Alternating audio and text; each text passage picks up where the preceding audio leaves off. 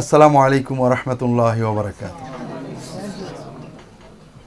আমাদের আস-সুন্নাহ ট্রাস্টের এই যুবকদের নিয়ে আসরে তোমাদের সকলকে স্বাগত জানাচ্ছি। আহলান ওয়া সাহলান। আমাদের উদ্দেশ্য হলো যে তোমাদের জীবন চলার পথে বিভিন্ন দ্বীনি বিষয়ে প্রশ্ন থাকে, এগুলো আমরা আলোচনা করব, পর্যালোচনা করব, বোঝার চেষ্টা করব। উদ্দেশ্য কারো সমালোচনা করা নয়, উদ্দেশ্য নিজেদের জীবন গড়া। কারণ যুবকেরাই সমাজের সম্পদ, যুবকেরই শক্তি থাকে, যুবকেরা ভালো হতে চায়, ভালো করতে চায়। তবে জানার অভাবে অনেকেই ভুল করে, জানার অভাবে মানতে পারে না, জানার অভাবে ভুল জেনে ভুল পথে চলে যায়। এজন্য আমরা যেন কোরআন সুন্নাহর আলোকে সহি কথাগুলো জানার চেষ্টা করতে পারি, সেই উদ্দেশ্যে এখানে বসছি। এখন আমরা তোমাদের প্রশ্নগুলো শুনবো এবং পর্যালোচনা করার চেষ্টা করব। আসসালামু আলাইকুম। ওয়ালাইকুম আসসালাম। আমার প্রশ্ন হলো, আমি তো নামাজ পড়ি, তো আমার ফ্রেন্ড সার্কেল যারা নামাজ পড়ে না এবং বড় ভাই যারা নামাজ পড়ে না, তো তাদের কি গাফলতি আছে? আরেকটা প্রশ্ন আছে যে আমার মাঝে মাঝে নামাজ কাজা চলে যাচ্ছে, তো আমার কি গাফলতি আছে? ধন্যবাদ। নামাজ যে কারণে পড়ি না, সেটা প্রথম কারণ হলো নামাজ যে আমার কত মজার জিনিস এটা আমরা বুঝি না। কথা বুঝেছো? আমরা মনে করি নামাজ একটা বোঝা। অনেকে রোজা রাখে, নামাজ পড়ে না, আছে না? কারণ রোজা না খেয়ে থাকো, যাক আল্লাহর জন্য সারাদিন না খেয়ে থাকো। যুবক মানুষ না খেয়ে থাকে একটা কষ্টের ব্যাপার না, কিন্তু নামাজ এই জামা কাপড় পরো, ওযু করো, একটা বোঝা মনে হয়। তো এক্ষেত্রে তোমাকে প্রথমত বুঝতে হবে যে নামাজ কত মজাদার। যখন এটা বুঝবে তুমি থাকতে পারবে না। যেমন আমাদের জীবনের সবচেয়ে কঠিন কাজ, তোমরা হয়তো আমার মুখে শুনেছো, সেটা হলো খাওয়া। খাওয়া আমরা মাত্র 10 মিনিট গালের ভিতর খাবার নেড়ে মজা পাই, এই তো। কিন্তু খাওয়ার আগে টাকা উপার্জনের অনেক কষ্ট, খাবারের বাজার করা অনেক কষ্ট, রান্না করা অনেক কষ্ট, খাওয়ার পরে গ্যাস অ্যাসিড অনেক কষ্ট, বাথরুমে যাওয়া অনেক কষ্ট। এখন তোমরা কি, যেহেতু খাওয়ার আগে পরে অনেক কষ্ট, কাজে খাওয়া বাদ দেবো, এখন তো ঘাস টাস যা পায় অল্প একটু কামড় দেবো আর খাবো না, এরকম কেউ নিয়ত করবা কিনা? 10 মিনিটের মজাটা এত ভালো লেগেছে তোমার, কোনোভাবে এটা তুমি ছাড়তে পারছো না। তো নামাজ পুরোটাই মজা। আল্লাহর সাথে কথা বলা, আল্লাহর কাছে দাঁড়ানো, আল্লাহর কাছে দোয়া করা, এই মজাটা তোমাকে বুঝতে হবে। এটা প্রথম। দ্বিতীয়ত, আমরা মনে করি নামাজ আল্লাহর কাজ। নামাজ আল্লাহর কাজ না, আমার কাজ।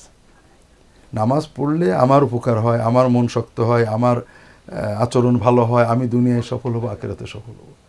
তৃতীয় হলো, নামাজকে আমরা কঠিন মনে করি। যারা নামাজ পড়েন না অনেক সময় নামাজকে কঠিন মনে করে, যে সূরা কেরাত শিখে এটাকে অনেক কষ্ট। মূলত নামাজ সবচেয়ে সহজ ইবাদত।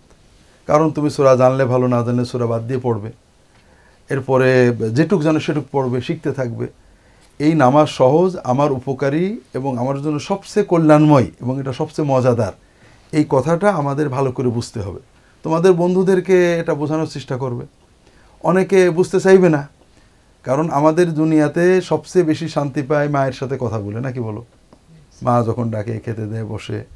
অনেক দুষ্টু ছেলে আছে, মার কাছে যেতে চায় না, আছে না? কারণ এই মজাটা সে এখন বুঝতে পারেনি। বুঝলে তখন সে আর এটা ছাড়তে পারবে না। তো এই জন্য তোমাদের দায়িত্ব হলো, প্রথম কথা, তোমার বন্ধুদেরকে নামাজের কথা বলা, যে ভাই নামাজ সবচেয়ে সহজ এবং সবচেয়ে উপকারী। তুমি কিছু না পড়ো, ফরজ নামাজটা পড়ো, সূরা কেরাত না জানো, দাঁড়িয়ে যতটুকু পারো পড়ো। এতে তুমি নিজে তোমার জীবনে শান্তি পাবে, মনের অস্থিরতা চলে যাবে, অন্তরের শক্তি পাবে, আল্লাহ দোয়া কবুল করবে এবং এর মাধ্যমে তুমি দুনিয়া এবং আখিরাতে সফলতা পাবে। দ্বিতীয়ত, একটা জিনিস বুঝতে হবে, কেউ যদি তোমার ভালো করে, কল্যাণ করে, উপকার করে, তার একটু থ্যাংক ইউ দিতে এমনি মনটা চাই। তার প্রতি একটা কৃতজ্ঞতার অনুভূতি মনে এমনি আসে। এটা কিন্তু মানে মানবীয় প্রকৃতি। কেউ একটা বিপদে পড়েছো, তোমাকে হেল্প করেছে, তখন তোমার মনটা চাবে যে ওকে একটা কিছু থ্যাংক ইউ দিই। তা আমাদের সবচেয়ে উপকার করেছেন আল্লাহ তাআলা, কাজে তার প্রতি কৃতজ্ঞতা প্রকাশ আমাদের সবচেয়ে বড় আনন্দের বিষয় হওয়া উচিত। তোমরা যারা নামাজ মাঝে মাঝে কাজা করে ফেলো, তাদের এটাও কিছুটা অবহেলার কারণে। অনিচ্ছাকৃত যদি কখনো কাজা হয়, অর্থাৎ তুমি সময় মতো ঘুমিয়েছো, নিয়ত আছে ঘুম থেকে উঠে নামাজ পড়ার, ঘুমটা ভাঙেনি, এটা মানে সওয়াব নষ্ট হলেও, বরকত নষ্ট হলেও গুনাহ হবে না। তোমার ইচ্ছা থাকা সত্ত্বেও ঘুমটা ভাঙেনি। আর ইচ্ছা করে নামাজ করা খুবই গুনার কাজ, খুবই অন্যায় কাজ। এই গুনার অনুভূতি যত জোরালো হবে, নামাজ তুমি কাজা করতে পারবে না। যেমন তুমি এখন, আমরা অনেকেই ধূমপান করে, ওই প্যাকেটে লেখা আছে ধূমপানে বিষপান, ধূমপানে মৃত্যু আনে, লেখা আছে না? ওইটা প্যাকেটটা খুলে দিয়ে ধূমপান করে। তার মানে ওই কথাটা সে বিশ্বাস করেনি। কিন্তু ধূমপানে মৃত্যু আনে কথা যখন বিশ্বাস হয়ে যাবে তখন কিন্তু আর সে কখনোই ধূমপান করতে পারবে না। যেমন আগুনে হাত পড়ে এই কথা তার বিশ্বাস হয়েছে, তো আগুনে হাত দিতে পারে না। তো তোমাকে এই এবার আল্লাহর কাছে হাজিরা না দিলে আমি যে কি ক্ষতিগ্রস্ত হব এটা যখন মনে গভীর হবে, দেখবে ঘুমিয়ে থাকতে পারবে না, ঘুম এমনি ভেঙে যাবে। যেমন ঢাকা যাওয়ার প্ল্যান আছে, গাড়ি রাত 4টেই, ঘুম এমনি ভেঙে যায়। অভিজ্ঞতা আছে না? কিন্তু নামাজ কাজা হলে লস হবে মুখে মুখে স্বীকার করি, কিন্তু ঘুম ভাঙে না, মানে ওটা ইমানে যায়নি এখনো। ঠিক আছে। আসসালামু আলাইকুম ওয়া রাহমাতুল্লাহ। আমার নাম চঞ্চল। স্যার, আপনার কাছে আমার প্রশ্ন হচ্ছে, বর্তমান সময়ে আমরা অধিকাংশ লোকেই মোবাইল ফোন ব্যবহার করি। তো মোবাইল ফোন ব্যবহার করার সময় যখন আমরা কল রিসিভ করি বা ডায়াল করি, প্রথমে আমরা হ্যালো কথাটি বলে নিই, এরপরে সালাম দিই। আবার অনেক সময় দেখা যায় যে সালামই একসাথে দিই দুইজনই, অর্থাৎ ডায়ালকারী এবং রিসিভকারী একই সাথে সালাম দিই, আবার একই সাথে উত্তর দিই। এখানে কে সালাম দেবে আর কে সালামের উত্তর দেবে, বা হ্যালো শব্দটি আগে ব্যবহার করা যাবে কি সালামের আগে? ধন্যবাদ, অনেক সুন্দর প্রশ্ন। একজন বলছে ফোনে, তখন প্রথম নতুন নতুন এই TNT ফোন আসছে, বলছে হ্যালো, সে হেলছে, বলছে হ্যালো, আরে হেললাম তো অনেক, কথা বুঝতে পেরেছ? আসলে এটা ওই শুনতে শুনতে আমাদের প্রচলন হয়ে গেছে। মুসলমানের উচিত কথার শুরুতে সালাম বলা। অনেকে আছে আলহামদুলিল্লাহ তারা হ্যালো বলেন না, তারা রিসিভ করে আসসালামু আলাইকুম বলেন। এক্ষেত্রে সালাম আগে বলা উচিত রিসিভারের, কারণ উনি তো কল করেছেন, ইনি রিসিভ করবেন কি না করবেন বলতে পারছেন না। এ যদি হ্যালো বলে তখন উনি সালাম বলবেন, কিন্তু এর হ্যালো না বলে প্রথমেই নিজেকে আসসালামু আলাইকুম বলা, এরপরে যিনি করবেন ওয়ালাইকুম আসসালাম বলবেন। তবে যদি দুজনেই সালাম বলে ফেলে, এটা সাধারণত বলে না, হ্যালো না বললে ওই ব্যক্তি কিন্তু কথা বলে না, কথা বুঝতে পেরেছো? এই জন্য তুমি যদি প্রথমে ধরে আসসালামু আলাইকুম বলো তাহলে উনি ওয়ালাইকুম সালামই বলবেন। তারপরে যদি দুজনেই সালাম হয়, দুজনে ওয়ালাইকুম বলাতে কোনো দোষ নেই।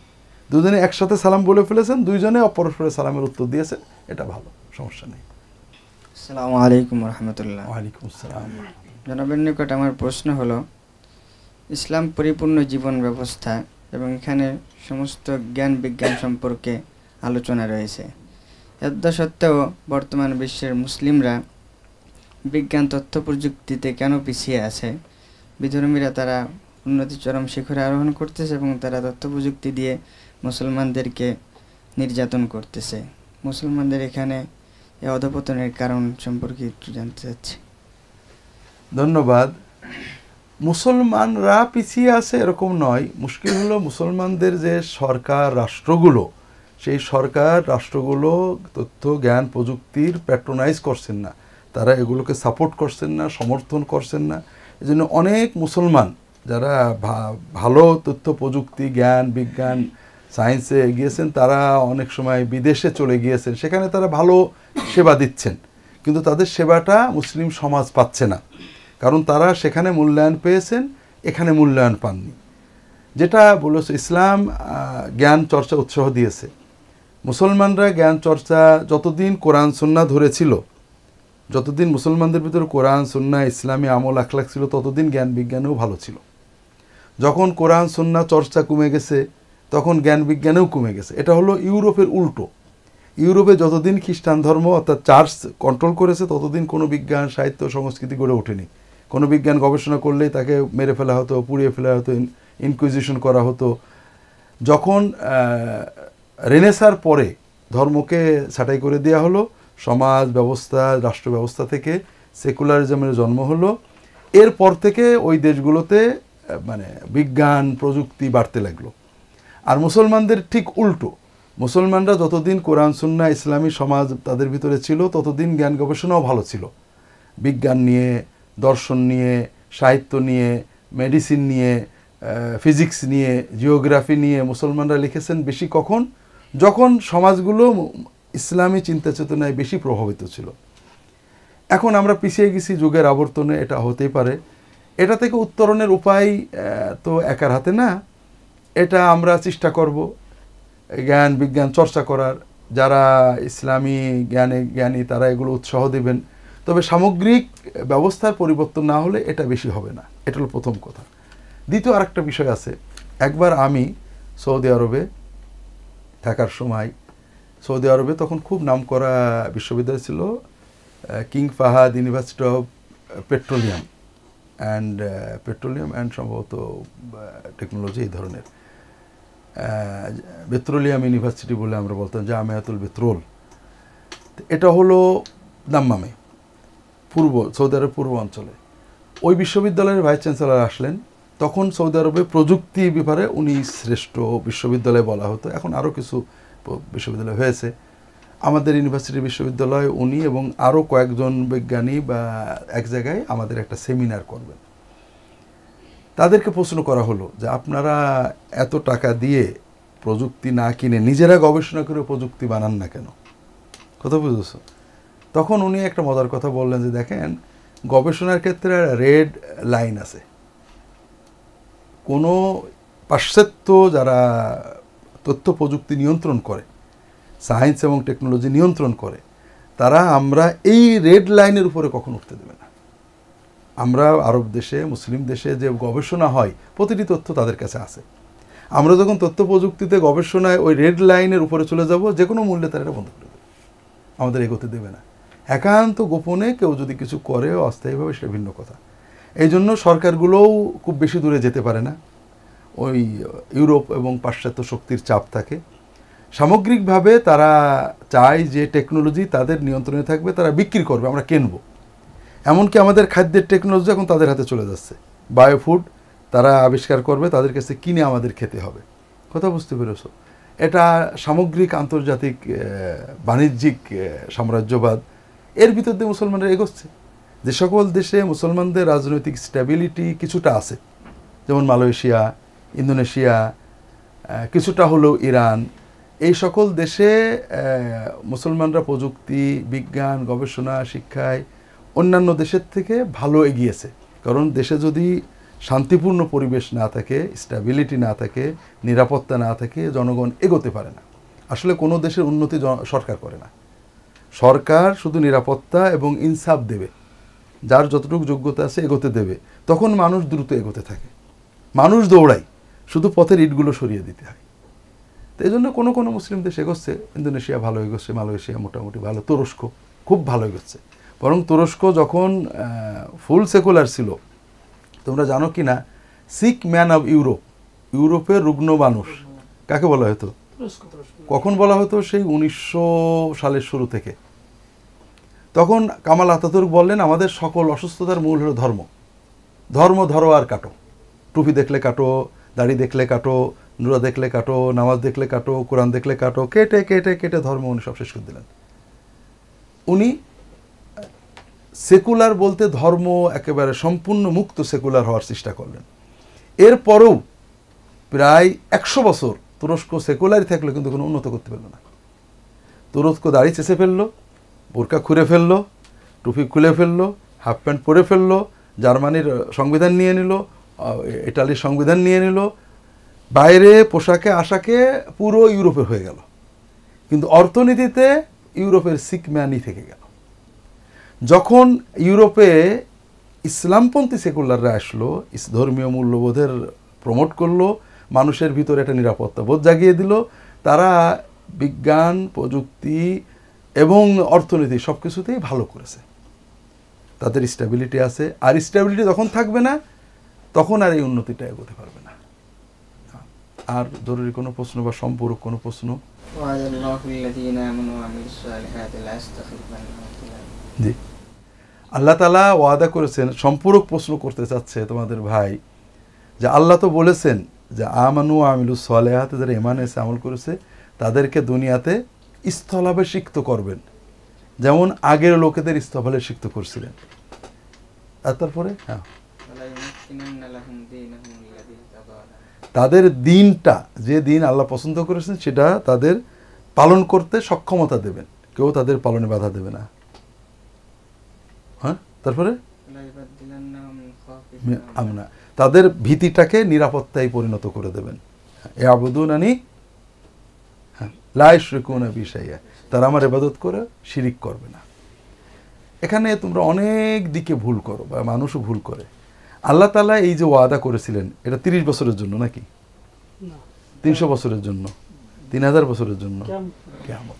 তোমাকে বুঝতে হবে যারা বলে যে ইসলাম নেই, ইসলামী রাষ্ট্র নেই, সমাজ নেই, ইসলাম উঠে গেছে, 30 বছর ছিল, 60 বছর ছিল, 1000 বছর ছিল, 1500 বছর ছিল, তারা বলতে চায় প্রকারান্তে একটা যে আমাদের রাসূল সাল্লাল্লাহু আলাইহি ওয়াসাল্লাম নাউজুবিল্লাহ ব্যর্থ নবী ছিলেন, তার এই এত কষ্টের দেওয়া দিন মাত্র 30 বা 50 বা 100 বা 300 বা 1500 বছর পরে শেষ হয়ে গেছে।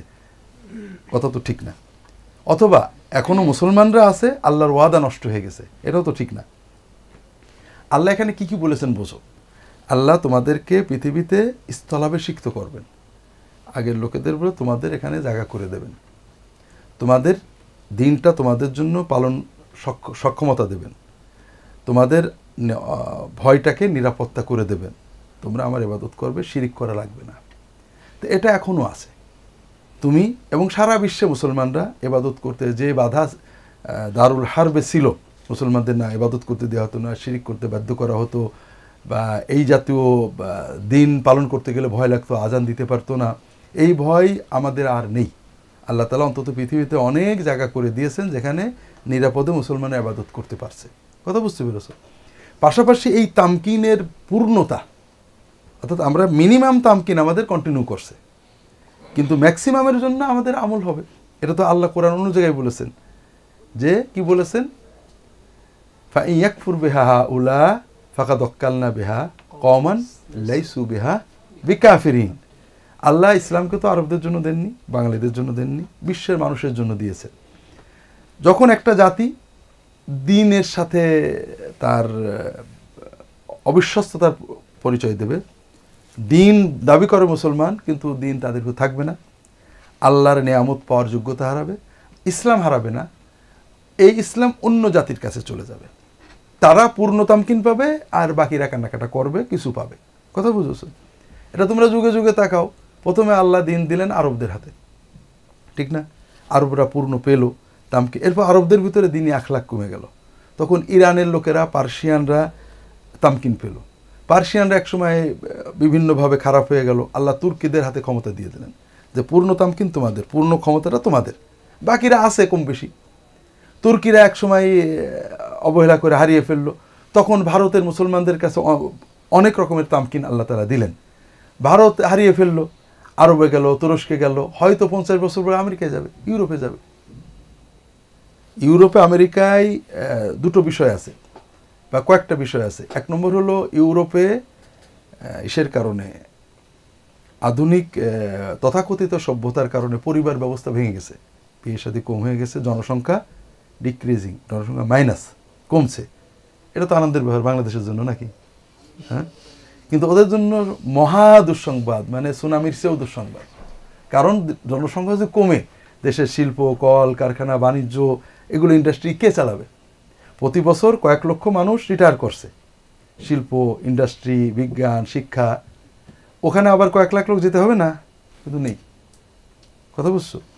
যে কারণে সেখানে শূন্যতা পূরণ করতে কোনো না কোনোভাবে মানুষ যাবে, এবং এই মানুষ যাওয়ার ভিতরে মুসলমানরা একটা বড় অংশ। দ্বিতীয়ত, সেসব দেশে যাওয়ার পরে অন্যান্য অনেক ধর্মের মানুষেরা তাদের সাথে মিশে যায়, পরিবার অবস্থাকে না, অশ্লীলতা ইত্যাদির ভিতরে ঢুকে যায়, মুসলমানদের একটা অংশ ঢোকে, বাকি অংশ পরিবার টিকিয়ে রাখে, সন্তান বাড়তে থাকে, তাদের মুসলিমদের জনসংখ্যা বাড়ে। ইউরোপ আমেরিকার যারা মুসলমান হয় তারাও পরিবারমুখী হয়ে যায়, অশ্লীলতার থেকে দূরে থাকে, তাদের সংখ্যা বাড়ে, এবং এটা কম না। তো এই জন্য যদিও মনে করো বিভিন্ন ঘটনায় ইসলামের বিরুদ্ধে কলঙ্ক আসছে, মানুষের ভিতরে ইসলাম গ্রহণ কমে যায়, ইসলাম বিরোধী মনোভাব আসছে, এগুলো আসে, তারপরেও সেসব দেশে ইসলামের প্রচার ঘটছে। এটা হলো একটা দিক। আরেকটা হলো ইউরোপ এবং আমেরিকা, পাশ্চাত্য ওয়েস্টের ধর্ম ছিল খ্রিস্ট ধর্ম, কিন্তু বর্তমানে কিন্তু খ্রিস্ট ধর্ম সেখানে নেই, যদিও নামে ভ্যাটিকান ট্যাটিকান অনেক কিছু আছে, মানুষ খ্রিস্টান আছে। শিক্ষিত মানুষেরা খ্রিস্ট ধর্ম মোটেও পছন্দ করে না, নাস্তিক নয় কিন্তু ধর্মবিরোধী। কারণ বাইবেল যারা পড়ে, বাইবেলের ভিতরে এত অনেক অনেক নোংরা জিনিস আছে, আল্লাহ মাফ করেন, যে কোনো শিক্ষিত মানুষ, বোদ্ধা মানুষ এটা পড়লে সে আর এই ধর্মের কাছে যেতে পারে না। আমাদের দেশে নাস্তিকরা যা বলে তা তো কোরআন পড়ে বলে না, তারা ওই পাশ্চাত্যের নাস্তিকদের কথাগুলো নকল করে, শুধু যে এইসব কথা যে কোরআনে নেই, এগুলো যে কোরআন, ইসলাম যে এসে সম্পূর্ণ ভিন্ন জিনিস দিয়েছেন, তারা তা জানেন না। তো যাই হোক, যে কারণে যে ইসলাম অন্যান্য এলাকাতে মুসলমানদের অবহেলার কারণে দুর্বল হয়ে গেছে, হয়তো 50 বছর পরে তোমরা বেঁচে থাকতে ওটা ইউরোপ আমেরিকাতে অনেক শক্তিশালী হয়ে যাবে, আল্লাহর তামকিন অব্যাহত থাকবে, তবে মুসলমানরা যারা অন্যায় করে তারা শাস্তি পাবে। বুঝতে পেরেছো? জি। আসসালামু আলাইকুম স্যার, আমি শফিকুল ইসলাম। আমার প্রশ্নটি হলো যে আল্লাহ তাআলা বিবাহের ক্ষেত্রে কোনো বয়স নির্ধারণ করেননি, কিন্তু আমাদের বাংলাদেশ সংবিধানে ছেলেদের ক্ষেত্রে 21 বছর এবং মেয়েদের জন্য 18 বছর নির্ধারণ করেছে। কেউ যদি এটা লঙ্ঘন করে সে শাস্তিযোগ্য অপরাধ করলো। এটা থেকে বাঁচার জন্য কেউ যদি জন্ম নিবন্ধনে বয়স কমায় দেয়, এটা ইসলামের দৃষ্টিতে কেমন হবে, এটা আমি জানতে চাই। প্রথম কথা, জন্ম নিবন্ধনে বয়স কমানো এটা মিথ্যা। আমরা কোনো মিথ্যাকে সত্য বলবো না।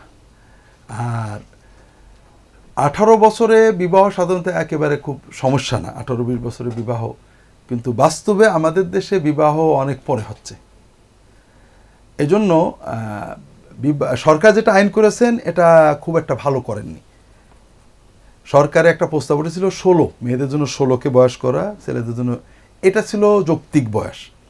প্রবলেম হয়েছে, আমরা তো তোমরা জানো কিনা মেডিসিনের ক্ষেত্রেও যে মেডিসিন ইউরোপের মানুষদের কাজ করে ওটা এশিয়ার মানুষদের কাজ নাও করতে পারে। তাহলে সামাজিক ব্যবস্থাপনায় ইউরোপের জন্য যেটা ফিট আমাদের জন্য ফিট নাও হইতে পারে। কিন্তু আমাদের দেশের সমাজবিজ্ঞানীরা বা রাজনীতিবিদরা ইউরোপ আমেরিকার ওষুধটা একেবারে হুবহু আমাদের খাওয়াতে যান, যাতে অনেকটা রোগ বেড়ে যায়। সেটার একটা হলো, যেমন মনে করো এই বিষয়টাই বোঝো, ইউরোপ আমেরিকাতে বিবাহের জন্য নানাবিধ আইন কানুন করেছে, করার কারণে ইউরোপ কিন্তু অনেক বিষয় উন্নত, সব বিষয় উন্নত, একটাতেই তারা শেষ হয়ে গেছে, যেটা তাদের মৌলিক ক্যান্সার, ক্রনিক ক্যান্সার। সেটা কি? তা পরিবার নষ্ট হয়ে যাওয়া। আগামী 100 বছরের ভিতরে ইউরোপ ধ্বংস হবেই হবে। কি জন্য? মানুষ থাকবে না।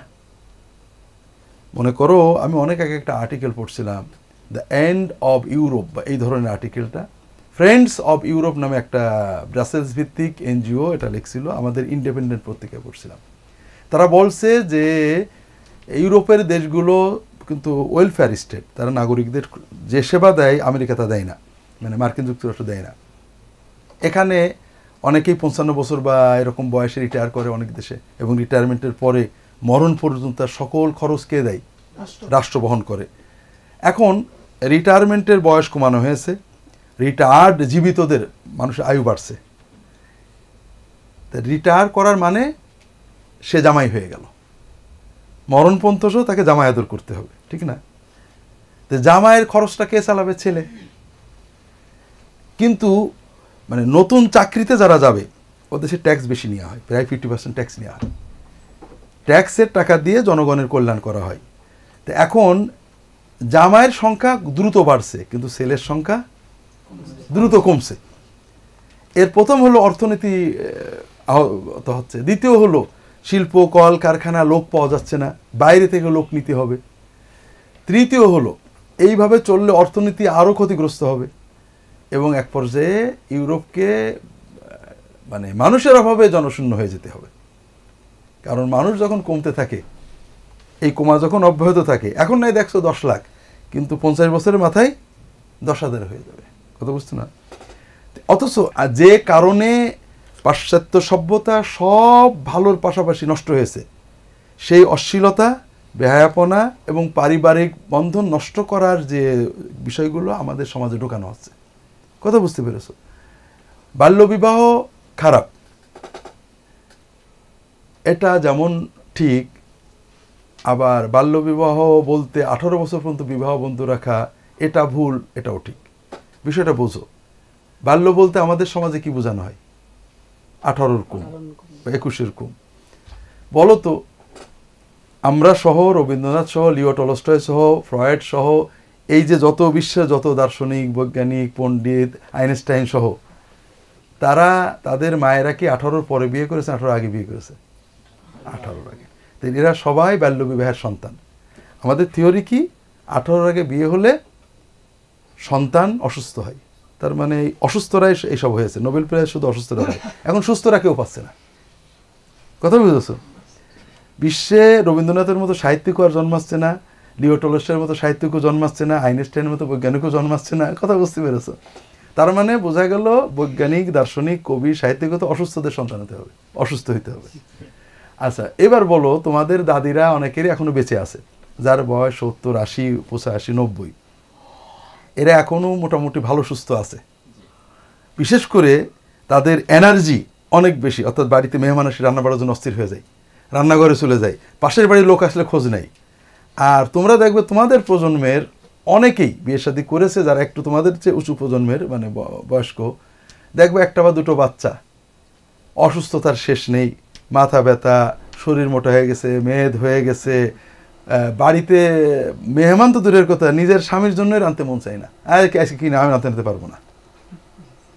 তাহলে তারা যে বলে যে 18-র আগে বিয়ে হলে মায়ে অসুস্থ হয়, সন্তান অসুস্থ হয়, এটা তারা বিজ্ঞানের কি বলে আমরা জানি না, আমরা খোলা চোখে দেখছি, কথা দুটোই মিথ্যা, কথা ঠিক না। দ্বিতীয় হলো, আমাদের সমাজে 18, 20, 25, মেয়েরা সাধারণত 18 নয় 25-এ বিবাহ করে, 25 বা তার অধিকাংশ ক্ষেত্রেই, আর ছেলেরা 30-এর পরে। আমরা বোধহয় গতকালও বলছিলাম বা গত কোন দিনের জন্য বলছিলাম আমরা, যে আমাদের দেশের থিওরি হলো যে বিবাহকে না বলুন, ব্যভিচারকে হ্যাঁ বলুন।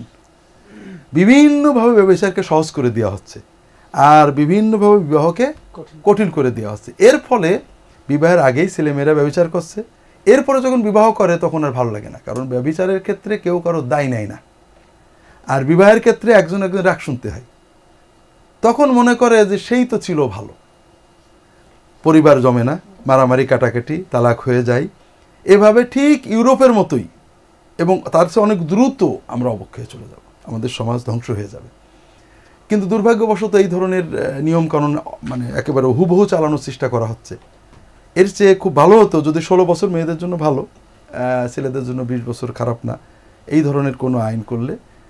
এখানে মানে শরিয়াতে কেউ যদি এর আগে বিবাহ করে বৈধ, কিন্তু রাষ্ট্রের সুযোগ থাকে, এটাকে বলে মাসালেহ মুরসালা, যে ক্ষেত্রে জনগণের কিছু ব্যবস্থাপনা দরকার, কিছু আইন করতে পারে। তা আইন করার ক্ষেত্রে তাদের বিষয়গুলো বিবেচনা করা দরকার ছিল, এক্সেপশন রাখার দরকার ছিল, কারো এর আগে দরকার হতে পারে বিবাহ করার। তো সর্ব অবস্থায় এজন্য আমরা মিথ্যা বলাকে বৈধ বলবো না, মিথ্যা মিথ্যা, কথা বুঝতে পেরেছো? জি, আসসালামু আলাইকুম। ওয়ালাইকুম আসসালাম। আমার প্রশ্ন হচ্ছে, আমরা জানি যে আত্মীয়তার সম্পর্ক রক্ষা করা ফরজ, কিন্তু আমরা বিয়ে শাদীর পরে আত্মীয় স্বজন ভাইয়ের সম্পর্ক ঠিক রাখতে পারি না। এক্ষেত্রে আমার প্রশ্ন হলো, কিভাবে চললে আমার জন্য আত্মীয়তার সম্পর্ক রক্ষা করা সহজ হবে? ধন্যবাদ। এটা আমাদের বাংলাদেশের একটা খুব জরুরি প্রশ্ন। আমাদের বাংলাদেশের মুসলমানরা নামাজ যে আল্লাহর ইবাদত এটা জানে, পড়ুক আর না পড়ুক, জাকাত যে আল্লাহর ইবাদত জানে, রোজা যে ইবাদত জানে, পড়ুক আর না পড়ুক, কিন্তু আত্মীয়তার সম্পর্ক রক্ষা করা যে ঠিক নামাজ রোজার মতোই খুব অত্যন্ত গুরুত্বপূর্ণ ফরজ ইবাদত, এটা কিন্তু আমরা জানিই না।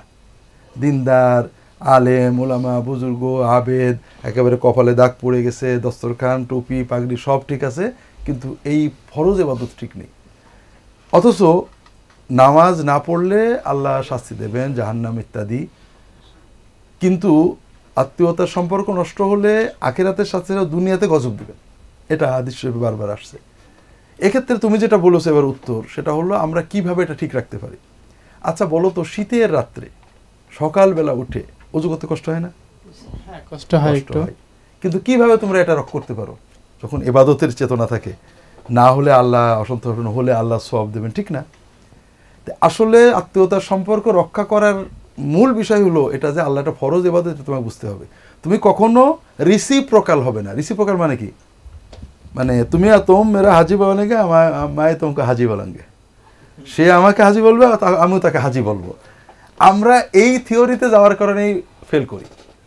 ও আমাকে বিয়ের সময় দাওয়াত দিইনি, ও আমাকে বিপদের সময় আসেনি, কেন আমি করব? কথা বুঝেছো? এই চিন্তা হলে তুমি পারবে না। তোমাকে যেটা করতে হবে, আল্লাহ আমার ফরজ করেছেন আমার ভাইয়ের সাথে সম্পর্ক ঠিক রাখা, ভাবির সাথে, আমার চাচাতো ভাই, খালাতো ভাই, মামাতো ভাই, চাচার সাথে আমি এর দায়িত্ব পালন করব। সে করলো অথবা না করলো এটা তার নামাজ, সে নামাজ পড়েনি বলে আমি তো নামাজ বাদ দিতে পারি না, ঠিক আছে না?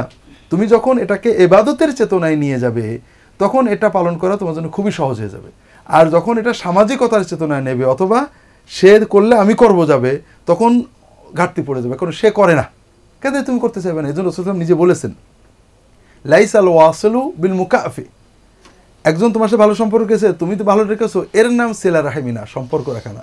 যে তোমাকে কাট করেছে, তুমি তার সাথে জুড়ে আছো, এর নাম হলো সিলা রাহিমি। তৃতীয় হলো আরেকটা বিষয় আছে, আমরা যেখানে ঠগি সবাই, আমরা মানুষ থেকে প্রতিদান বা পুরস্কার বা থ্যাংক ইউ চাই। আমরা ঠকে যাই কোথায়, আমি ওর এত করলাম, আরও আমার ক্ষতি করলো, আমার নয় বদনাম করলো, কথা বুঝেছো? তার মানে কি, তুমি যা কিছু করেছিলে ওর কাছ থেকে প্রতিদানের আশাই, ঠিক না? অথচ তোমার দায়িত্ব ছিল আল্লাহর কাছে প্রতিদানের আশাই করা। তুমি যখনই ভাইকে দেখতে গেছো, নিয়ত হলো আল্লাহ তোমার হুকুম তাই যাচ্ছি। তুমি যখনই ভাইকে কিছু টাকা দিয়েছো, বোনকে কিছু টাকা দিয়েছো, তোমার চিন্তা হবে যে আল্লাহ তোমার নবী বলেছে ভাই বোনদের সাহায্য করলে তুমি বরকত দাও, এই জন্য যাচ্ছি। তোমার মনের ভিতরে তার মুখ থেকে থ্যাংক ইউ পাওয়ার আশাটাও থাকবে না, সে বললে আলহামদুলিল্লাহ, না বললেও কিছু না। তো একটা হলো ইবাদতের চেতনা, আল্লাহর হুকুম আমাকে করতে হবে, কষ্ট হোক দুঃখ হোক, এটা আল্লাহ বলেছেন তাই। আরেকটা হলো ওই ব্যক্তির থেকে কোনো প্রতিদান আমি চাচ্ছি না, আমি আল্লাহর পুরস্কার নেব। এই দুটো চেতনা যত গভীর হবে, দেখবে আত্মীয়তা রক্ষা করা পানির চেয়েও সহজ হয়ে যাবে, এবং এটা তোমার জীবনের সবচেয়ে বড় ইবাদতে পরিণত হবে। আমাদের দেশে অনেক মাতা পিতা আছে যারা তাদের ছেলে মেয়েদেরকে মাদ্রাসায় পাঠাতে চায়, কিন্তু ছেলে মেয়েরা মাদ্রাসায় যেতে চায় না। আবার তারা কোনো সময় অনেক কাজে লিপ্ত থাকে, যেমন দাবা খেলা, জুয়া খেলা এবং অনেক গুনাহ কাজে লিপ্ত থাকে। কিন্তু তারা তাদের এই অসৎ কাজকর্মের জন্য কি তাদের মা বাবাকে আখিরাতে কি দায়ী করা হবে? জি, ধন্যবাদ। বসো। প্রশ্নটা হলো যে সন্তানকে মা বাবা ভালো করতে চাই, কিন্তু সন্তান নিজে খারাপ হয়ে যায়, মাদ্রাসায় আসলো না, পাপে গেল, এক্ষেত্রে মা বাবা দায়ী হবে কিনা? মা বাবা যদি সন্তানকে ভালো পথে নেওয়ার চেষ্টা করেন, দ্বীনি শিক্ষা নেওয়ার চেষ্টা করেন, কিন্তু সন্তান না গ্রহণ করে, এক্ষেত্রে মা বাবার কোনো দায়ী থাকলো না আল্লাহর কাছে, সন্তান নিজের অপরাধের জন্য দায়ী হবে। আর মা বাবা যদি সন্তানকে শেখানোর চেষ্টা না করেন, আর এই না শেখার কারণে সন্তান পাপ করে, তাহলে এখানে মা বাবার দায়ভার থাকে। আর মা বাবা চেষ্টার পরেও যদি সন্তান না শোনে, তাহলে মা বাবার দায়ভার থাকে না। তবে মা বাবার উচিত, আমরা দুনিয়াতে মাদ্রাসায় যেতে চাই না ছাত্ররা কেন? মনে হয় যেন মাদ্রাসার মজা নেই, স্কুলটা বোধহয় মজাদার। তো এই জন্য পিতামাতার দায়িত্ব হলো মাদ্রাসা যে মজাদার, মাদ্রাসায় পড়ে যে তুমি বেশি ভালো করছো, এটা তাকে বোঝানো, অর্থাৎ পারিবারিকভাবে তাকে বেশি সম্মান করা। সমাজের মানুষ অনেক সময় মাদ্রাসার ছেলেদের অবমূল্যায়ন করে, টুপি দেখলে বলে হ্যাঁ হুজুর, ও মনের ভিতরে একটা হিউমিলিয়েশন, অবমাননা বোধ করে।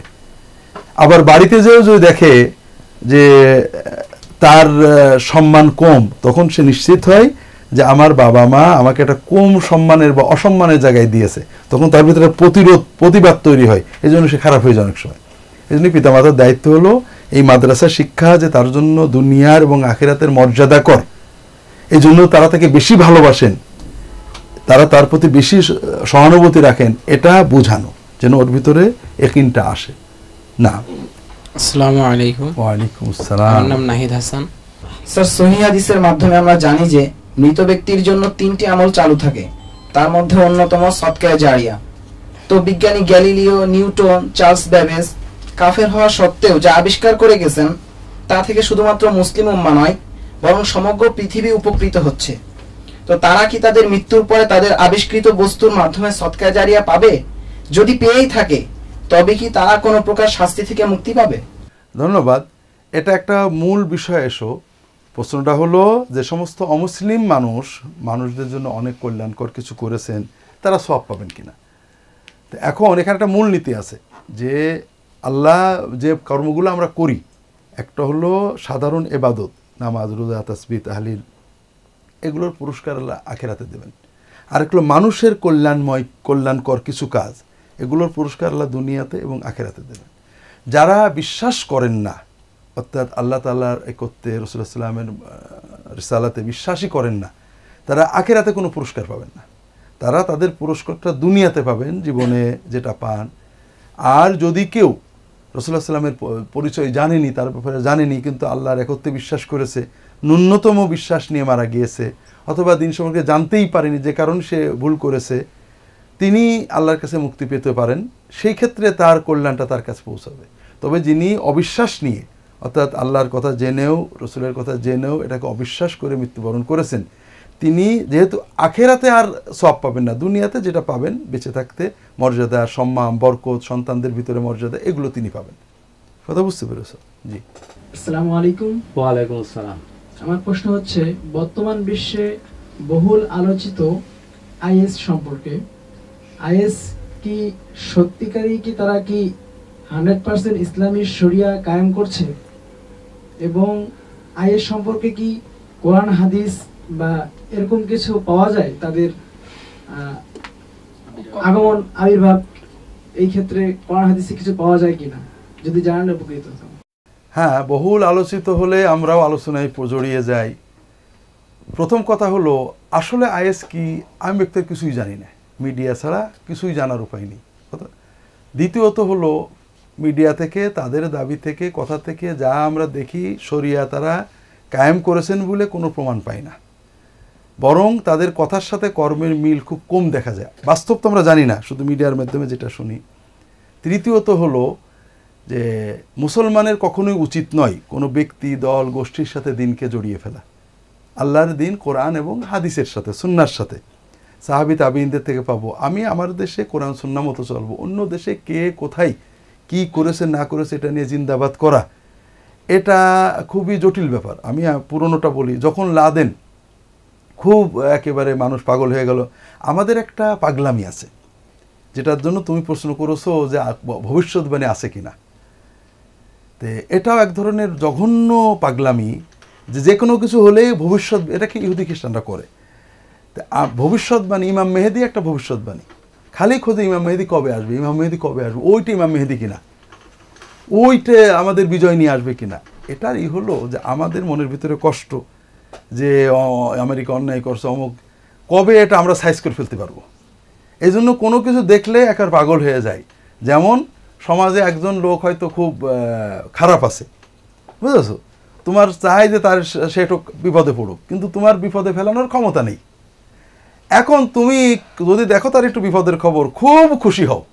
যেমন অমকের পুলিশে ধরেছে, আমাদের যখন তত্ত্বাবধায়ক সরকার আসলো না, তখন এই এলাকার কিছু রাজনৈতিক নেতা, এমপি, ওদের ব্যাপারে মানুষ খুব খুশি যে কখন ওদের দুদকে ধরবে, বুঝেছো, কারণ আমরা তো সাইজ করতে পারছি না, যদি দুদক একটু করে দেয়।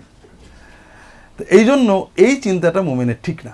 যেটা বলছিলাম, লাদেনের যখন উদ্ভব হলো, তখন একবার এক ভাই তার খুব প্রশংসা করছিলাম, একটা ওই মিটিংয়ের প্রধান অতিথি আমি ছিলাম, তা আমি খুব আপত্তি করছিলাম। দেখেন, ইসলাম তো কোনো ব্যক্তির সাথে জড়িত না, এটা 98 বা 99 কথা বলছে, প্রথম বাংলাদেশে আসি। ইসলাম কোরআন সুন্নাহর সাথে জড়িত। আমরা সাহাবী তাবিঈনদের দিন নিয়েছি। লাদেন কে আমরা জানি না, কি করছেন জানি না, তার তথ্য কি জানি না, যা শুনি মিডিয়া থেকে। আর মিডিয়া তো নিয়ন্ত্রণ করে অমুসলমানরা।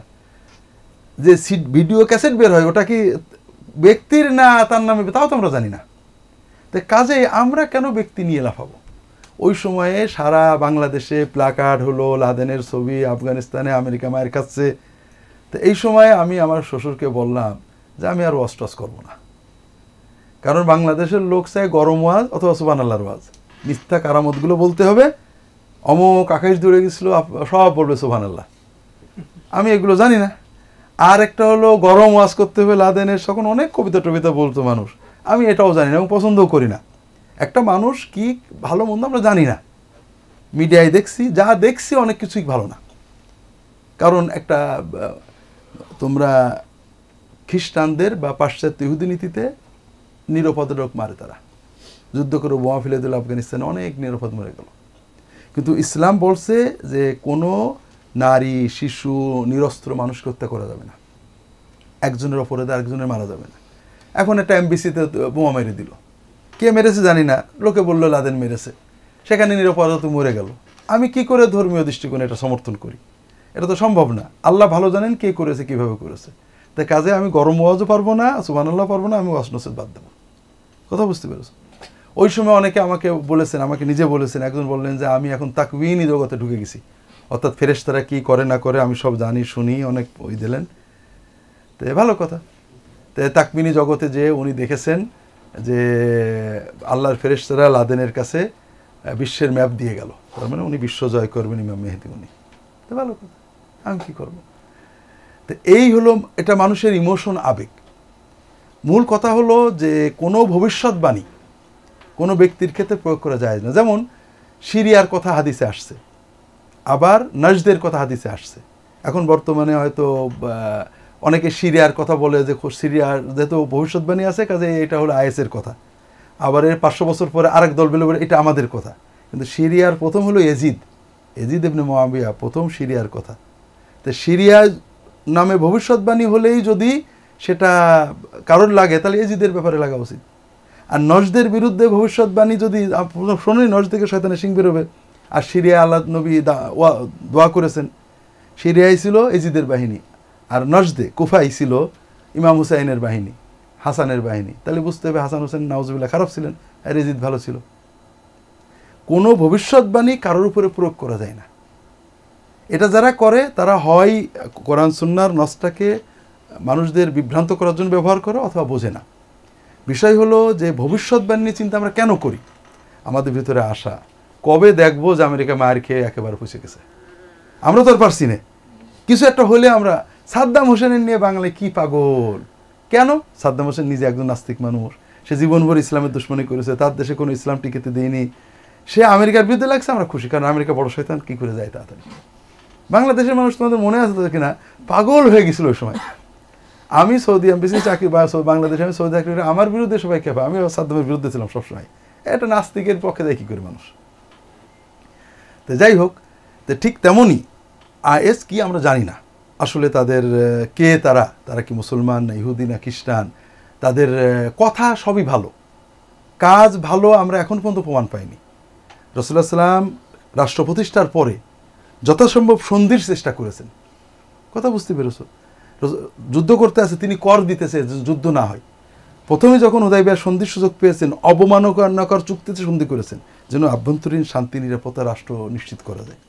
জিহাদ থেকেছে, কিন্তু জিহাদ হলো বাধ্য হয়ে করেছেন, চেষ্টা করেছেন সন্ধি এবং শান্তির। এছাড়া তাদের কার্যক্রম যেটা মিডিয়ায় দেখি শরীয়তের সাথে মেলে না। আল্লাহ জানেন তারা কি করেন না করেন। এই জন্য তারা কথা অনেক ভালো বলছেন। একজন তো চ্যালেঞ্জ করেছে টুইটারে যে আজ পর্যন্ত কোনো ইহুদি তারা মেরেছে, ইসরায়েলের বিরুদ্ধে কোনো ক্ষতির কাজ করেছে, এটা পাওয়া যাবে না।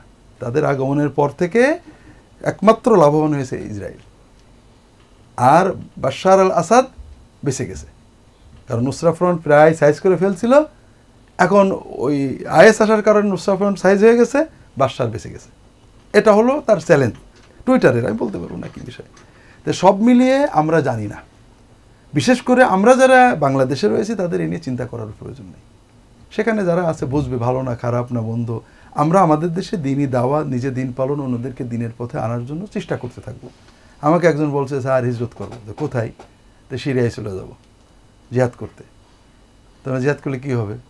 যারা আছে সেখানে জিহাদ করে কিছু আছে না, তোমরা 10, 20, 50 জন কী হবে? শহীদ হয়ে যাবো। তাহলে দেখো আমাদের দেশে ভালো মানুষ কম, মানুষ কম না, খারাপ মানুষ বেশি। যুবকদের ভিতরে 98% প্রায় খারাপ। তোমরা কিছু ভালো মানুষ আছো, মনে করো সারা বাংলাদেশ মিলে 2 লাখ ভালো মানুষ আছে, ভালো তরুণ আছে, যুবক আছে, বা ভালো তরুণ শহীদ হয়ে গেল সিরিয়া যেয়ে। তাহলে বাংলাদেশটা কাদের জন্য থাকলো? কি মনে হয় তোমাদের? বাংলাদেশে থাকলো কাদের জন্য? এরপর কথা হলো, তোমাকে কে বলেছে নিজের দেশে দিনই দাওয়াত না করে অন্য দেশে জিহাদ করতে হবে? এটা তোমাকে কেউ বলিনি। জিহাদ যদি ফরজ হয় তাদের দেশে হবে। আলেমরা বলেন সেই দেশের লোক না পারলে পাশের দেশ, পাশের দেশ, পাশের দেশ, এগুলো কোনো কোরআন হাদিসের কথা না। তারপরও সেই সব দেশের মানুষ আলেম ওলামারা বুঝবেন সেখানে জিহাদের দরকার আছে নেই। যারা জিহাদের দাবি করছে তারা সত্যই মুজাহিদ না। কিন্তু আমরা এত দূর থেকে এত আবেগী হয়ে লাভ নেই, কথা বুঝতে পেরেছো? এরকম আবেগ অনেক হয়েছে, রক্ত ঝরানো ছাড়া কোনো ফায়দা। আফগানিস্তানের জিহাদ শরিয়া সম্মত জিহাদ, ওলামারা সমর্থন করেছেন, কিন্তু দিনের কি পরিবর্তন এনেছে? ঠিক আছে না? কাজেই জিহাদ শরিয়া সম্মত হলে মানুষ জিহাদ করবে। সেখানে আমরা জানি না তারা কি করছেন, যে কাজগুলো আমরা শুনছি ইসলামী শরিয়াতে মেলে না, কথা বুঝতে পেরেছো? আইএস নাকি শোনা যায় প্যারিসে হত্যাকাণ্ড চালিয়েছে, এটা ইউরোপিয়ান যুদ্ধনীতিতে ঠিক আছে। তারা ইরাকে বোমা মারছে, ফালুজায় বোমা মারছে, তাদের কোনো নীতি ধর্ম নেই। ইসের বিষয়ে বাইবেল অনুযায়ী ঠিক আছে, বাইবেলে একটার অপরাধে আরেকজনের মারার কথা আছে, কিন্তু ইসলামে রাজার অপরাধে নাগরিকদের নিরস্ত্র নাগরিকদের মারা যায় কিনা? কোনো কায়দা যুক্তিতে তোমরা বলতে পারবা কিনা যে অস্ত্রহীন যুদ্ধের ময়দানে নেই সাধারণ মানুষ তুমি যে মেরে ফেলে দেবে? শরীয়তে তো এটা আমরা অন্তত খুঁজে পাই না। বুঝতে পেরেছো? এখন আইএস মেরেছে কিনা জানি না, কি যুক্তিতে মেরেছে আমরা জানি না, তবে এটা আমরা কোনোভাবেই শরীয়তের আলোকে সমর্থন করতে পারি না। এই জন্য এগুলো নিয়ে চিন্তা না করে আন্তর্জাতিক ষড়যন্ত্র অনেক, আইএস আদৌকে কারা বানিয়েছে, কারা হয়েছে, এত অস্ত্র কোথায় পাচ্ছে, কিভাবে তারা টিকে রয়েছে, কতটুকু এগোবে, আমাদের এটা নিয়ে চিন্তা করে লাভ নেই। আমরা নিজের দেশের দাওয়াতের কাজ করবো। আল্লাহু আ'লাম। আসসালামু আলাইকুম। ওয়ালাইকুম আসসালাম। জনাবের নিকট আমার প্রশ্ন যে ইসলামের নামে আমাদের দেশে অনেক মতবাদ চালু আছে, এর মধ্যে কোনটি সঠিক, আর যেগুলো সঠিক না সেই মতবাদগুলোর অনুসারী যারা আছে তাদেরকে কিভাবে আমরা সঠিক পথে আনতে পারি? ধন্যবাদ। বসো। এটা আমাকে গত কয়েকদিন আগে এক মাহফিলে প্রশ্ন করা হয়েছে যে ইসলামের সঠিক দল কোনটি? তুমি তো মতবাদ বলেছো, ওখানে দল বলেছে, এবং সারা বিশ্বব্যাপী সঠিক দল কোনটি, আরো কি কি যেন লিখেছে। তাই বললাম যে সঠিক দল একটা আছে, নাম কি বলবো? সে বলেন। আমি একটু দেরি করলাম, পরে বললাম একমাত্রই সঠিক দল আমার জানা আছে, সেই দলের নাম ইসলাম। এখন সবাই তো আশা হতো, ভাবছিল কোনো পক্ষের দলের নাম বলবো। কথা বুঝেছো? দলাদলি ইসলামে হারাম। আমাদের একটাই দল আছে, সেটার নাম হলো ইসলাম। যে ব্যক্তি নিজেকে মুসলমান দাবি করছে সে আমার দলের, এবং তাকে আমরা বিচার করব তার আমল দিয়ে। একজন নামাজ পড়ে আলহামদুলিল্লাহ সে ভালো, সে কি অমুক দলের মাধ্যমে না তমুক দলের অমুক দলের মাধ্যমে নামাজ পড়েছে, এটা আমার বিচার না, সে নামাজ পড়েছে কিনা এটা দিয়েছে। কথা বুঝেছো? ঠিক তেমন আরেকজন লোক রোজা রাখে, একজন লোক দাঁড়িয়ে রাখে, একজন লোক আল্লাহর পথে দান করে, একজন লোক এতেকাপ করে। যে যত বেশি ইসলাম পালন করে সে তত বেশি আমার প্রিয়, সে আমার দলের আরো কাছে। এখন তুমি মতবাদ সম্পর্কে প্রশ্ন করেছো। আসলে ইসলাম সম্পর্কে যত মতবাদ বিশ্বে প্রচলিত, আমরা কেউ বলতে পারবো না কোরআন সুন্নাহ ছাড়া আর কোনো মতবাদ সহি। আর যত মতবাদ প্রচলিত প্রত্যেকেই কোরআন সুন্নাহ থেকে নিচ্ছে। সোর্স কি? নিচ্ছে কে? আমার মতো মানুষ। এই মানুষগুলোর ভিতরে কোনো নবী আছে কিনা? নবী আছে? মাসুম নির্ভুল কেউ আছে কিনা? নেই। তার মানে কোনো মতবাদকে অ্যাবসলিউট ঠিক বলা মোটেও বৈধ নয়। এটা প্রথম কথা। প্রত্যেক সমাজে যা প্রচলিত আছে প্রতিটি বিষয়কে কোরআন সুন্নাহ আলোকে বিচার করতে হবে। প্রত্যেকে মুসলমান, প্রত্যেকে আমার ভাই, প্রত্যেকে দিনের কথা বলছেন, তবে বর্তমানে যারা বলছেন তাদের সোর্স কোরআন হাদিস, কিন্তু নেচ্ছে মানুষ। কাজেই মানুষের নেওয়ার ভিতরে ভুলভ্রান্তি থাকবে, এটা প্রথম কথা।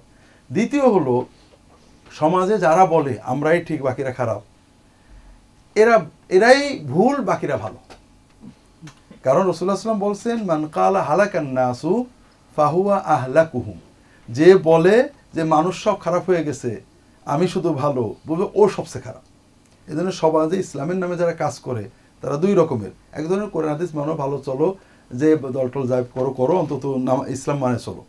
এদের কথা ভুল হতে পারে, ঠিক হতে পারে। আর যারা বলে ভাই যাই বলো, নামাজ রোজা যাই করো, এই দলে না আসলে, এই হুজুরের মুরিদ না হলে, এই দলে না গেলে, এই ঈদে না গেলে তোমার কাম হলো না, তাহলে বুঝবা যে ওর থেকে 100 মাইল দূরে থাকবা।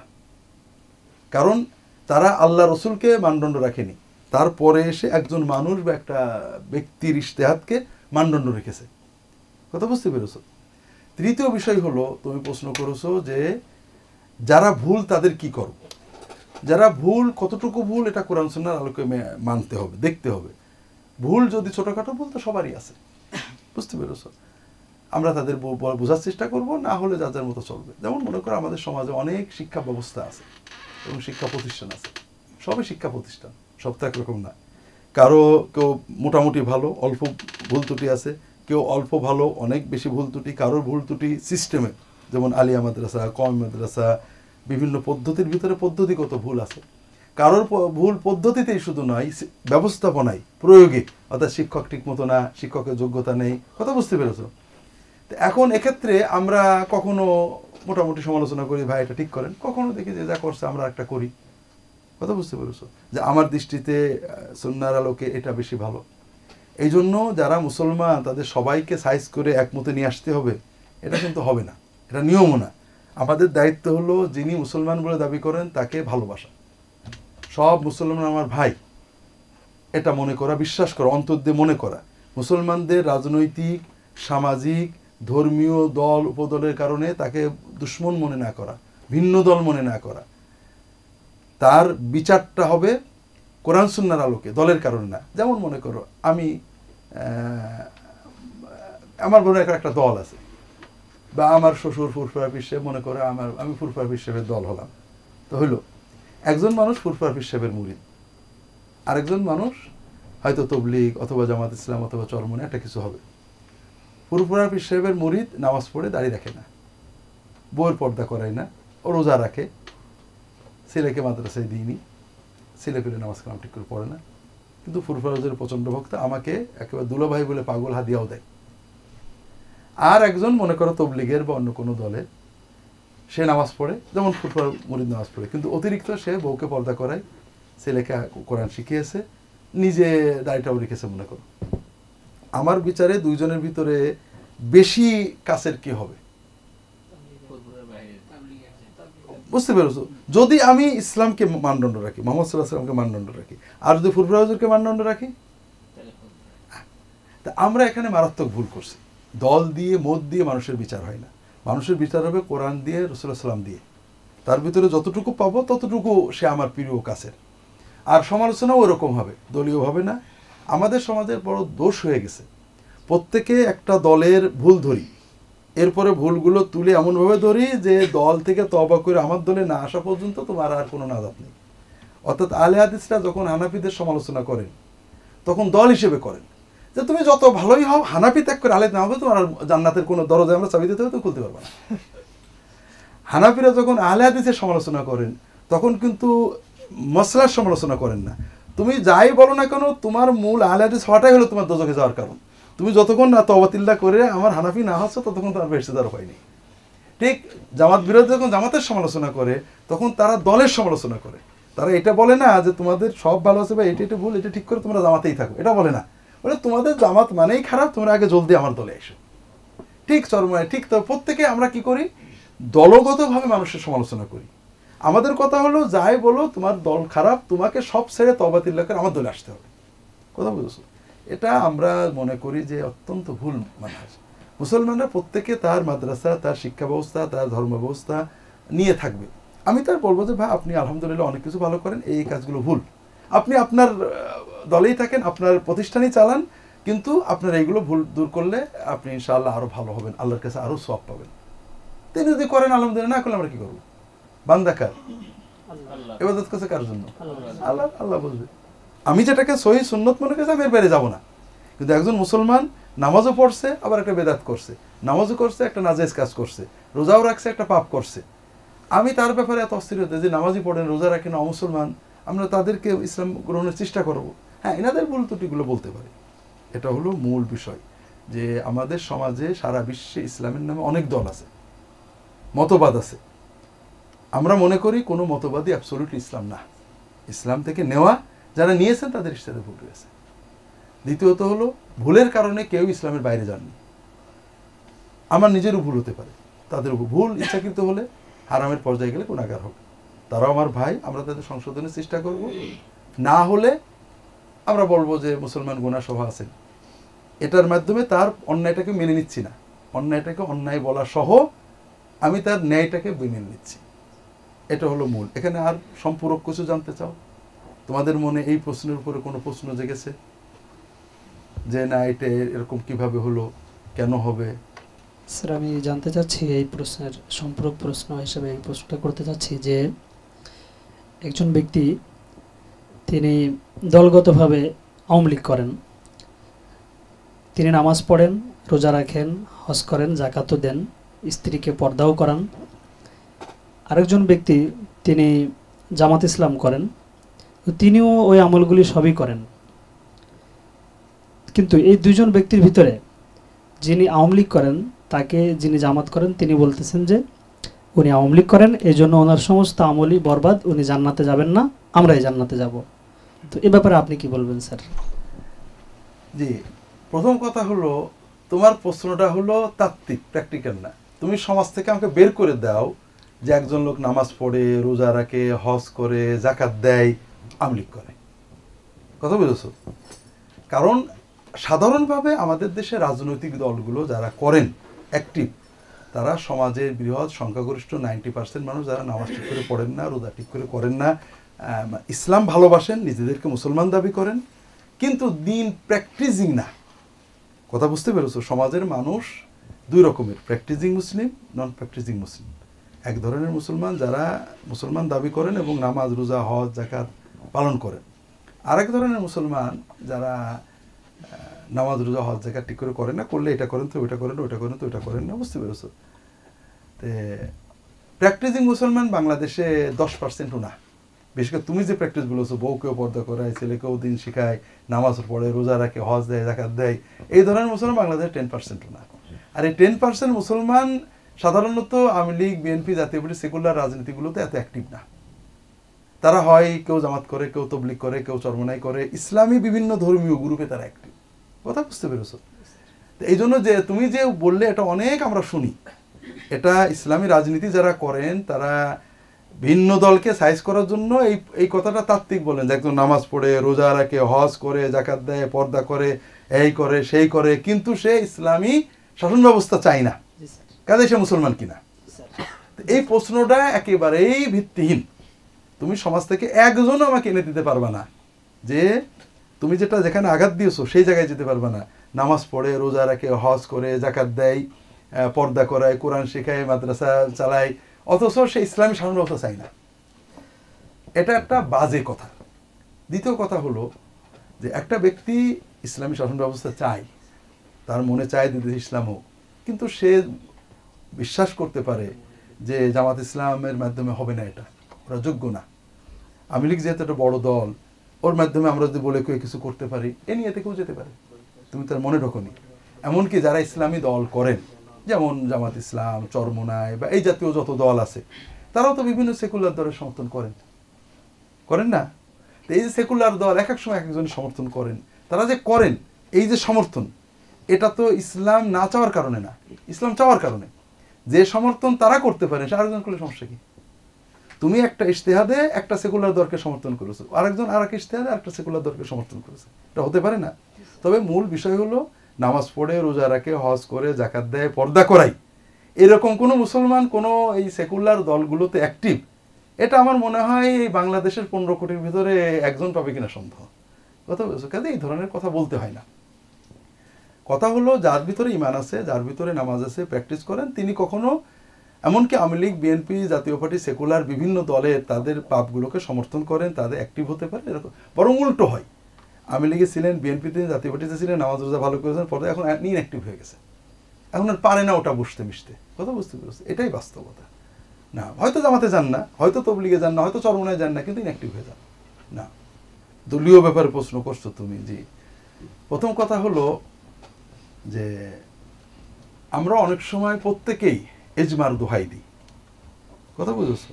যে এই মতে মিলাদের উপরে এজমা হয়ে গেছে, কিয়ামের উপরে এজমা হয়ে গেছে, কবরে সেজদার ব্যাপারে এজমা হয়ে গেছে। যেমন আমি একটা নিজে বই পড়েছি যে পীরের সেজদা, কবরের সেজদা, নেককারদের সেজদা, এটা নবীদের সুন্নত, ফেরেশতারা আদমকে সেজদা করেছে, ফেরেশতারা ইউসুফ আলাইহিস সালামকে সেজদা করেছে তার বাবা মা ভাই বোনেরা, এটা উম্মতের এজমা ছিল। এই ওহাবীরা সেটাকে নাজায়েজ বলেছে।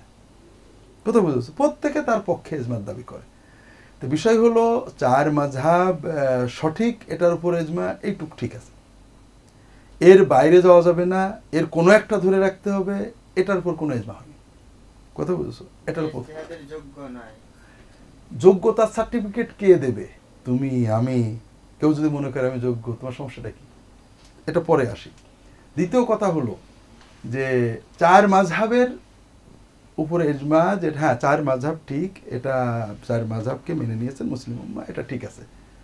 এখন যারা তুমি নামাজ পড়ছো, নামাজ পড়াতে ঠিক, এটা তোমরা সবাই মেনে নিছি। একজন জামাতের মাধ্যমে নামাজ শিখেছে, একজন তবলিগের, একজন চরমনায়ের, তুমি নামাজ দেখবে না কার মাধ্যমে নামাজ পড়লো তাই দেখবে? কি দেখবে? যারা বলেন যে আমরা মাযহাব মানি না, তারা চার মাযহাবের বাইরে কিছু করে কিনা? বিতরিত করে। তাহলে তো 4 মাযহাবের ভিতরেই তারা আছে, তারা অন্যায় কি করেছে। তৃতীয় হলো যে 4 মাযহাবের বাইরে কোনো মত হতে পারবে না, এটারও কোনো ইজমা হয়নি। কোরআন সুন্নাহর আলোকে আলেম ওলামারা ইজতিহাদ করতে পারেন। আমাদের হানাফি মাযহাবে অনেক মসলা আসছে যেটা হানাফি মাযহাবে ছিল না, অনেক আসছে। আবু হানিফার মধ্যে পুরো বিপরীত, কথা বুঝতে পেরেছ। তো এই জন্য যারা মযহাব বিরোধিতা করেন তারা মযহাব মানলে কাফের হয়ে গেল, মুশরিক হয়ে গেল বলেন, এটা ফালতু কথা, বাজে কথা। আবার যারা মযহাবের দাবি করেন তারা মানুষের পার্সোনাল ভুল বা ইজতিহাদের ভুল না তুলে সিস্টেমের ভুলে চলে যান। মযহাব মানতে হবে, মযহাব মানতে হবে, কোরআন হাদিস মানতে হবে। আমরা তাকে বলবো কোরআন সুন্নাহর আলোকে তুমি এটা ভুল করেছো, কথা বুঝতে পেরেছো।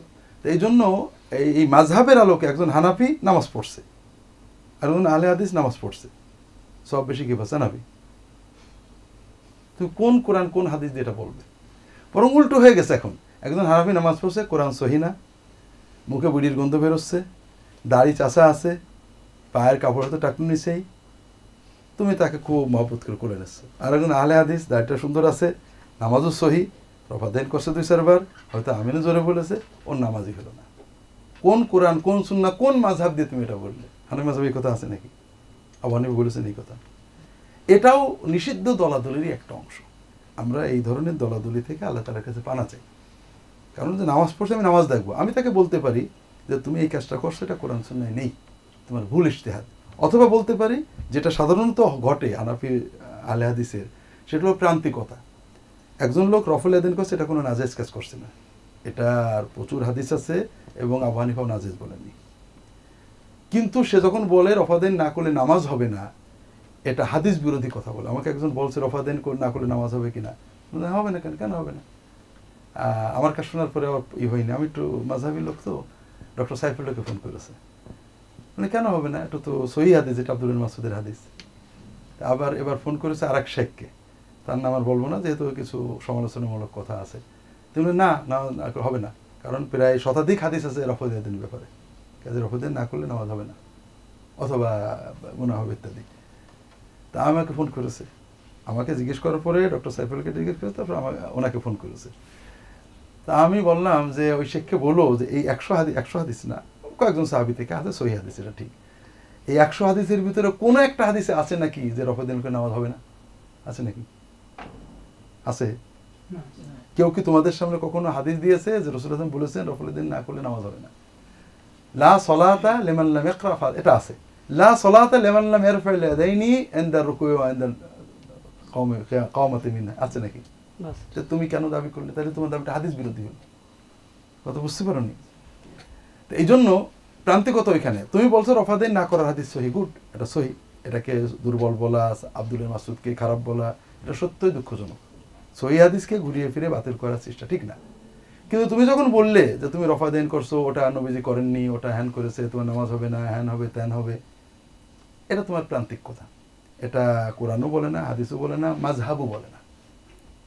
যাদের নামে মাযহাব তারা বলেননি, পরবর্তী একেবারে 1000 বছর পরে এসে কিছু কিছু আলেম এগুলো বলেন। স্যার আসসালামু আলাইকুম। আমি ওবাইদুল্লাহ। স্যার আমার যে প্রশ্নটা সেটি হচ্ছে, প্রশ্নটি করার আগে আমি পবিত্র কোরআনের সূরা নিসার 3 নম্বর আয়াতের উদ্ধৃতি দিয়ে প্রশ্নটা করতে চাই।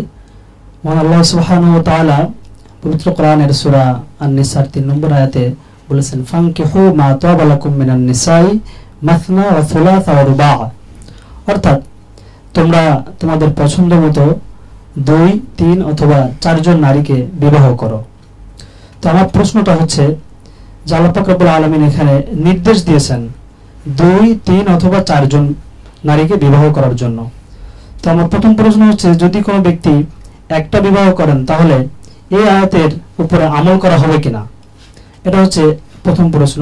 আর দ্বিতীয় প্রশ্ন হচ্ছে যে পৃথিবীর কোনো নারী তার স্বামীর দ্বিতীয় বিবাহ হোক এটা মেনে নিতে পারেন না, তো সেক্ষেত্রে ওই নারী কিংবা নারী জাতি এই আয়াতকে অবমাননা করার কিংবা আয়াতের প্রতি বিত শ্রদ্ধা হওয়ার কারণে আল্লাহ পাক রব্বুল আলামিনের পক্ষ থেকে কোনো শাস্তির সম্মুখীন হবেন কিনা? ধন্যবাদ, খুব সুন্দর প্রশ্ন। প্রথম কথা হলো তিনি এটা প্রশ্ন করেছেন অনুবাদ পড়ার কারণে। আরবি বাক্য শৈলী জানলে তোমরা বুঝতে, কোনো শর্তের পরে যখন আমর আসে এটা ইবাহাতের জন্য, আমরের জন্য না, কথা বুঝেছো? কোরআনে অনেক জায়গায় এরকম আমর আছে, বুঝতে পেরেছো? যেমন আল্লাহ তাআলা আমর করেছেন যখন তোমরা এহরাম থেকে হালাল হবে তোমরা শিকার করো, হ্যাঁ? তো শিকার করা ফরজ তো, ওয়াজিব তো, সুন্নত তো কিছুই না, অর্থাৎ আবাহা লাকুমুল সাইদ। কথা বুঝতে পেরেছো? কোরআন অগণিত আছে, কোরআনে আছে, হাদিসে আছে। যখন কোনো একটা শর্তের পরে আদেশ করা হয় তখন এটা মূলত ইবাহাতের জন্য, তোমাদের জন্য বৈধ করা হলো। এটা মানে আমর মানে ইবাহাত, আমর মানে উজুব না এখানে, যেটা শরীয়তের পরিভাষায় আদেশ। যেমন মনে করো আমাকে কাপটা দিন, এটা আদেশও হতে পারে, অনুরোধও হতে পারে, অনুমতিও হতে পারে। কাজেই তুমি এটা শুনেই বলতে পারো এটা আদেশ, এটা অনুমতিও হতে পারে। তো এইখানে এটা হলো অনুমতি। 2 নম্বর কথা হলো কেউ যদি এক বিবাহ করে, এটা তো এই আয়াত অনুযায়ী আমল করলো, কারণ এই আয়াতে আল্লাহ বলছেন ফাইন খিফতুম আল্লাহ তাআদিলু ফাওয়াহিদাতান আও মা মালাকাত আইমানুকুম। কাজেই যিনি এক বিয়ে করেন মূলত তিনি জানেন যে একাধিক বিয়ে সামলানোর আমার কোনো ক্ষমতা নেই। আর একাধিক বিয়ে আল্লাহ তাআলা বৈধ করেছেন, বিভিন্ন জায়গায় আসছে বারবারই। তৃতীয়ত হলো তুমি যেটা প্রশ্ন করেছো, এটা হলো মহিলার যে মূল প্রশ্নটা, যে মহিলারা যদি এটাকে সহ্য করতে না পারে গুনাহ হবে কিনা।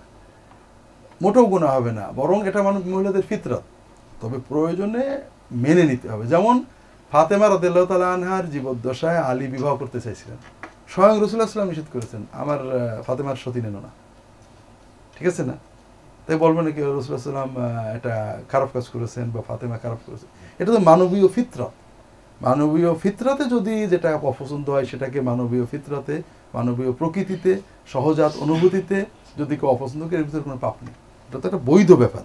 বৈধ ব্যাপারে তুমি মনে করো দপ খাবে, অর্থাৎ গুইসাপের মতো একটা আরব জিনিস, তুমি খেতে পারছো না, এটা গুনাহ হবে নাকি? তুমি বলে না ভাই আমি খাবো না, বাদ দাও, গুনাহ হবে নাকি? না, এটা তো মানবীয় প্রকৃতির ব্যাপার, বুঝেছো? এটাতে কোনো গুনাহ হবে না। আসসালামু আলাইকুম। ওয়ালাইকুম আসসালাম। আমি মোহাম্মদ শাহিনুল ইসলাম। স্যার, আপনার কাছে আমার জানতে চাওয়ার বিষয়, কোন ব্যক্তি যদি জান্নাতি হয় সে কি তার পরিবার বা পিতামাতার জন্য সুপারিশ করতে পারবে কিনা, আর যদি পারে এই বিষয়ে সহিহ হাদিস জানতে চাই। বিষয় হলো যে প্রথম কথা, সুপারিশ বিষয়ে আমাদের অনেক কুসংস্কার আছে বা শিরক পর্যায়ের বিশ্বাস আছে। আরবের লোকেরা ফেরেশতা, জিবরাইল, মিকাইল, আজরাইল ইসা ফেরেশতাদের ইবাদত করত। কেন? ফেরেশতারা সুপারিশ করবে। আমরা যদি তাদের খুশি করতে পারি, মানত করি, তাদের নামে গরুটরু জবাই করে দিই, তারা খুশি হবে, তারা আমাদের সুপারিশ করবে। ফেরেশতারা সুপারিশ করবে, এটা সঠিক না ভুল? সঠিক, ফেরেশতারা সুপারিশ করবে। কিন্তু আরবের কাফেরদের বিশ্বাসটা সঠিক না ভুল? হ্যাঁ, আল্লাহ তাআলা কোরআনে বারবার এটাকে খণ্ডন করেছেন। কাম মিন মালাকিন ফিস সামাওয়াতি লা তুগনি শাফাআতুহুম ইল্লা মিন বাদি আইয়াযানাল্লাহু লিমান ইয়াশা ওয়া ইয়ারদা। ফেরেশতা সুপারিশ করবে, কিন্তু আল্লাহর অনুমতি লাগবে, আল্লাহর খুশি লাগবে। অন্য জায়গায় বলেছেন বাল ইবাদুম মুকরামুন লা ইয়াসুন আল্লাহ মা আমারুহুম ওয়া ইয়াফআলুনা মা ইউমারুন ইয়ালামু মা বাইনা আইদিহিম ওয়া মা খালফাহুম ওয়া লা ইয়াশফাউনা ইল্লা লিমান ইরতাদা ওয়া হুম মিন খাশিয়াতিহি মুশফিকুন। ফেরেশতাদেরকে ওরা ইবাদত করত যে আল্লাহর সন্তান, তার ইবাদত করলে, তাদের ইবাদত করলে আমাদেরকে বাঁচাই নেবে, তরাই নেবে। আল্লাহ বললেন লা ইয়াশফাউনা ইল্লা লিমান ইরতাদা, তারা আল্লাহ যার পারে খুশি তাকে ছাড়া কারোর সুপারিশ করবে না, অর্থাৎ ইচ্ছা করে নিতে পারবে না। কাজেই শাফাত সুপারিশের ক্ষমতা মানে ক্ষমতা না, এটা একটা অনুমোদন। আল্লাহ যার পারে খুশি শুধু তাকেই সুপারিশ করতে পারবে এবং যার জন্য অনুমতি দেবেন তারই। এখন একজনের প্রশ্ন হলো তাহলে আর সুপারিশের দরকার কি? আসলে সুপারিশের কোনো দরকার নেই। আমরা একটা প্রচণ্ড ভুল ধারণার ভিতরে আছি। আমরা মনে করি বাবা মা প্রিয়, সন্তান প্রিয়, পীর সাহেব প্রিয়, মৌলানা সাহেব প্রিয়, কিন্তু সবার চেয়ে প্রিয় কে? আল্লাহ। আমাকে সবচেয়ে বাবা দয়ালু, মা দয়ালু, পীর বাবা দয়ালু, অমুক দয়ালু, সবার চেয়ে বড় দয়ালু কে? আল্লাহ। কাজে আমার মুক্তির জন্য আমার চেয়েও বেশি ভাবেন আল্লাহ। আমাকে হয় আল্লাহ নিজে মুক্তি দেবেন, আর নইলে কারোর মাধ্যমে মুক্তি দেবেন। শাফাআতটা হলো যিনি শাফাআত করেন তার একটা ইকরাম। রাসূলুল্লাহ সাল্লামের কাছে কেউ সাহায্য চাইলে রাসূলুল্লাহ বলতেন ইশফাউ তুজারু ওয়া ইয়াকদিল্লাহু আলা লিসানি নবিয়িহি বায়াদি নবিয়িহি মা ইয়াশা। যখন কেউ চাইতো বলে তোমরা সুপারিশ করবে, কেউ যদি আমার কাছে এসে বলে যে হুজুর আমার এই সাহায্য লাগবে, অসুবিধা, তোমরা বলবে যারা যে হুজুর এটা ভালো মানুষ আমরা চিনি, আপনি ওনাকে একটু সাহায্য করেন, এতে তোমরা সওয়াব পাবে ভালো সাফাতের জন্য। কিন্তু সিদ্ধান্ত আল্লাহ আমার মাধ্যমে নেওয়া হবে। তো এই সাফাত সুপারিশটা হলো যিনি সাফাত করবেন তার একটা ইকরাম, সে ভালো করেছে। যেমন রাসূলুল্লাহ সাল্লাল্লাহু আলাইহি ওয়াসাল্লাম মক্কা বিজয়ের সময় ঘোষণা দিলেন যে হারেম শরীফ মক্কার কাবাঘরের ভিতরে থাকবে সে নিরাপদ, যে নিজের বাড়িতে থাকবে নিরাপদ, যে আবু সুফিয়ানের বাড়িতে থাকবে আবু সুফিয়ানকে ইকরাম করা। আর রাসূলুল্লাহ কারণ মারবেন না, সব জায়গায় নিরাপদ করে দিলেন, এটা আবু সুফিয়ান নাম দিয়ে আবু সুফিয়ান এটা ইকরাম করলেন। কথা বুঝেছো? আসল বিষয় হলো তোমার ব্যাপারে আল্লাহর সিদ্ধান্ত যে আমার এই বান্দাটা তোমার ব্যাপারে সর্বোচ্চ সবকিছু জানেন কে? আল্লাহ। আল্লাহ যখন দেখবেন আমার বান্দা অনেক গুনাহ করেছে কিন্তু ওর ভিতরে ওইখানে একটু ফোঁটা ভালো ছিল, আল্লাহ হয় নিজে, না হলে কাউকে দিয়ে তোমাকে কি করাবেন। এই জন্য হাদিস, বুখারী হাদিস আসছে, যখন সবার সাফাত ফুরিয়ে যাবে আর কারোর কোনো ক্রাইটেরিয়াতে কাউকে বাঁচাতে পারবে না, আল্লাহ বলবেন আমারটা বাদ রয়ে গেছে, এবার আমি আমার কিছু বান্দাকে জান্নাতে দিয়ে যাচ্ছি। তা আমাদের প্রবলেম হলো আমরা খালি বুঝি যে অমুক দয়াল, অমুক দয়াল, অমুক দয়াল, অমুক দয়াল, অমুক বাঁচিয়ে নেবে। আসলে তো সবচেয়ে বড় দয়াল যিনি আমার মালিক, তিনি আমার সব জানেন, তিনি খুশি হলে কোনভাবে আমাকে নেবেন সেটা তিনি বুঝবেন। এটা হলো প্রথম বিষয়, সাফাত বিষয়ক শিরক যেন আমরা না করি। দ্বিতীয় হলো যে সাফাত সন্তান পিতামাতার জন্য সাফাত করতে পারবে, এটা দুই রকমের। যেমন আমরা যখন ছোট বাচ্চা মারা যায় তার জন্য দোয়া করি আল্লাহুম্মা জাআলহু লানা শাফিআন মুশাফফা, এটা মাসনুন ওয়ারিদ হাদিসে আসছে, তার মানে তারা সাফাত করতে পারবে। কথা বুঝেছো? তো এটা অন্যান্য ক্রাইটেরিয়ার মতোই, যে তারা তাদের পিতামাতা যদি আল্লাহ তাআলার দেওয়া শর্ত পূরণ করে তারা করতে পারবে, এটুকু বোঝা যায়। আল্লাহু আলাম। এছাড়া একটা হাদিস আছে যেটা তোমরা জানো, হাফেজদের মান কারা আল ওয়াস্তাযহারাহু, যে কোরআন মুখস্থ করলো হালালকে হারাম, এই হাদিসটা সনদগতভাবে দুর্বল, অত্যন্ত দুর্বল। না। আসসালামু আলাইকুম। আমার প্রশ্ন হচ্ছে আমার বাড়ির পাশে অনেক বেধর্মী আছে, আমি নামাজ পড়ছি তাদেরকে দাওয়াত দিচ্ছি না, এই কারণে আমার আখিরাতে কোনো দায়ী করা হবে কিনা? ধন্যবাদ, খুব বড় কথা। আমাদের ভিতরে এই অনুভূতিটাও নেই। আমি নামাজ পড়ছি, পাশের বাড়ির লোক আজীবন নামাজ পড়ে না, তার কাছে একটু নামাজের কথাটা কোনো কায়দায় বলবো, এটা আমরা লজ্জা পাই। কিন্তু তো কিয়ামতের দিন বলবে যে আমার নামাজ যে এত গুরুত্ব বুঝতাম না তো আল্লাহ, আমার পড়ছি যে তখন আমার বলিনি, তখন তো আমরা আটকা পড়ে যাবো। ঠিক তেমনই আমরা যারা আশেপাশে অন্য ধর্মের মানুষ আছেন, ইসলামে কাউকে সরাসরি আমার ধর্ম নাও এই ধরনের কথা কখনো কোথাও বলে না। তবে আমার ধর্মে এইটা আছে, আমার ধর্ম এই, আমার ধর্মের বিষয়বস্তু এই, এটা মানুষ তাদেরকে জানানো। আল্লাহ কোরআনে এটা বলেছেন, হাদিসে এটা আছে, দেখো আমাদের ধর্মে এটা আছে, এটা তো বলার সুযোগ নিতে হবে। দুই নম্বর হলো তোমার বলা লাগে না তো, তোমার ভিতরে যখন দ্বীনি দাওয়াতের জজবা আসবে, তোমার আখলাকটা সুন্দর হবে, তোমার আখলাক, আচরণ, ভালোবাসা, সেবা দেখেই মানুষ মুসলমান হবে। তাদের খোঁজ নেওয়া, তাদের সেবা করা, বিপদে পদে। আমরা যদিও বর্তমানে অনেক কিছু বলি যে সংখ্যালঘুদের রক্ষা করো ইত্যাদি ইত্যাদি। আচ্ছা বলো তো, তোমাদের দেশে গ্রামে সংখ্যালঘুদের উপর অত্যাচার করে টুপিওয়ালা মুসল্লিরা না রাজনৈতিক নেতারা? সত্যি করে কও তো। উপরে যাই বলুক, ভিতর ভিতর জমি দখল করার ক্ষেত্রে একটা মূল নীতি আছে মানুষের, দুর্বলের উপরে জুলুম করো। বড় শক্তিশালীর বিরুদ্ধে কেউ লাগে না, কার বিরুদ্ধে লাগে? আর সংখ্যালঘুগুলো দুর্বল হন, মানসিকভাবে দুর্বল হন আশেপাশে, কাজেই সমাজে অত্যাচারিত হন সংখ্যালঘুরা। এই জন্য না যে দেশের সংখ্যাগরিষ্ঠ মুসলমানদের ধার্মিক মানুষরা তাদের ঘৃণা করে, এরকম তোমরা পাবে না যে কোনো মসজিদের ইমাম, কোনো হুজুর হিন্দুদের বিরুদ্ধে কিছু বলেছেন বা হিন্দুদেরকে মারতে বলেছেন, এরকম আমার জানার মতে একটা উদাহরণও পাবে না। যদিও মিডিয়ায় নানাভাবে রাজনৈতিক ব্যবহার করা হয়, এটা করলে কি করো মিডিয়া তাদের হাতে। মূলত সংখ্যালঘুদের উপর জুলুম করে কারা? সমাজের যারা জমি দখল করে, মুসলমানেরও করে, হিন্দুরও করে, ঠিক আছে না? যারা মেয়ে বের করে নেয়, মুসলমানেরও করে, হিন্দুরও নেই। তো হিন্দুরটা একটু সুবিধে, দুটা দুর্বল থাকে। এই জন্য তুমি যে তাদের পাশে দাঁড়াও, বিপদে আপদে তাদের যে অচ্ছুত ধারণা এগুলো দূর করো, এটাও তো একটা বড় দাওয়াত, বুঝেছো? তো এই জন্য তাদেরকে দিনের দাওয়াত বোঝাতে হবে। এরপরে গ্রহণ না করা তার ব্যাপার, কাউকে মুসলমান হতেই হবে, না হলে তোমার এই ধরনের কোনো করা ইসলাম আমাদের উৎসাহ দেয় না। না হলে তোমার সাথে মিশবো না, তোমার সাহায্য করবো না, এরকম না। দুই নম্বর হলো, আমাকে একজন আলেম ফোন করেছেন যে হুজুর আমরা তো তাবিজ টাবিজ দিয়ে, আপনারা তাবিজ দিতে নিষেধ করেন, সবই ঠিক আছে, অনেক সময় হিন্দু মহিলারা পুরুষেরা তাবিজ নিতে আসে, কি করব? কথা বুঝতে পারুন? আমি বললাম যে দেখেন এটা খুব সহজ। আমাদের দেশে খ্রিস্টানরা হাসপাতালে চিকিৎসা দেন, জানো তো, সারা দেশে। তারা এটা বাস্তব সত্য প্রমাণিত। প্রথমে একটা খারাপ ওষুধ দিয়ে বলেন যে মোহাম্মদের নামে খেয়ে দেখো, এরপর নাই শ্রীকৃষ্ণের নামে খেয়ে দেখো, রামের নামে খেয়ে দেখো। তখন হয় না, আসে বলে খাইছিলে মোহাম্মদের নামে আলাইহিসসালাম অথবা রামের নামে, না তো কাজ হয় না, বলে যে এই ওষুধটা নিয়ে যাও, দেখে এটা যিশুর নামে, ঈসা নবীর নামে খেয়ে দেখো। খাই, এটা ভালো ওষুধ দিচ্ছে, ঠিক হয়ে যায়।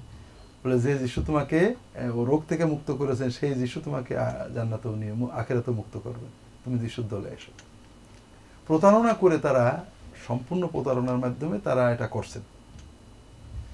এখন তোমার কাছে যখন একজন দোয়া বা তাবিজ পানি পড়া নিতে আসলো, তুমি যদি তাকে বলো যে ভাই পানি পড়া নিয়ে যাও বা তাবিজটা নিয়ে যাও, যতদিন তাবিজটা রাখবে বা পানি পড়া রাখবে ততদিন তুমি মূর্তির ঘরে যেও না। হিন্দু ধর্মে কিন্তু মূর্তি পূজা বাধ্যতামূলক না, কিন্তু ইসলাম ধর্মে মূর্তির ঘরে গেলে আল্লাহর কালামের অবমাননা হয়। কাজে তুমি ভাই মূর্তির ঘরে যেও না, যতদিন তাবিজটা রাখো, অথবা যতদিন পানি ব্যবহার করো, তুমি মূর্তির ঘরে যেও না। তখন তার ভিতরে তাওহীদের একটা মহব্বত তৈরি হবে। কথা বলছেন না? এটুকু তো আমরা বলি না। আর তাওহীদ তো হিন্দু ধর্মের মূলে আছে, তাদের ধর্মগ্রন্থ তাওহীদের কথা আছে। তারা যা কিছু করছেন ধর্মগ্রন্থ দিয়ে, ইসলামের কোনো কিছুকে তারা খারাপ বলতে পারে না, গরু খাওয়া ছাড়া। আর গরু খাওয়া ধর্মগ্রন্থে খারাপ বলা নেই। এখানে বেদের ভিতরে গরু জবাইয়ের কথা আছে, এটা পরবর্তীতে উঠেছে। কাজেই মুসলমান ইসলাম ধর্মে কোনো কাজ করে যেটা খারাপ, হিন্দু ধর্মের বেদ দিয়ে প্রমাণিত হয় মুসলমান ধর্মীয় একটা খারাপ কাজ, একটা আমার জানার মতো তারা বলতে পারবে না। নামাজ পড়া খারাপ, এটা বেদ কি প্রমাণ করবে? রোজা রাখা খারাপ, বেদ কি এটা বলবে? যাকাত দেওয়া খারাপ, বেদ বলবে? এমন কি মুসলমানদের এমন কোনো ধর্মীয় কাজ আছে যেটা খারাপ, বলবে নাকি? তো এই জন্য তুমি দিনের বাণীটা তার কাছে পৌঁছানো, এটা তো আমাদের দায়িত্ব, যে আমাদের দিনে এটা আছে। অনেকে মনে করে মুসলমানদের ধর্ম আর কেউ বোধহয় নিতে পারে না, তুমি তার কাছে বলো, এরপরে গ্রহণ করা না করা থাকবে। আল্লাহু আ'লাম।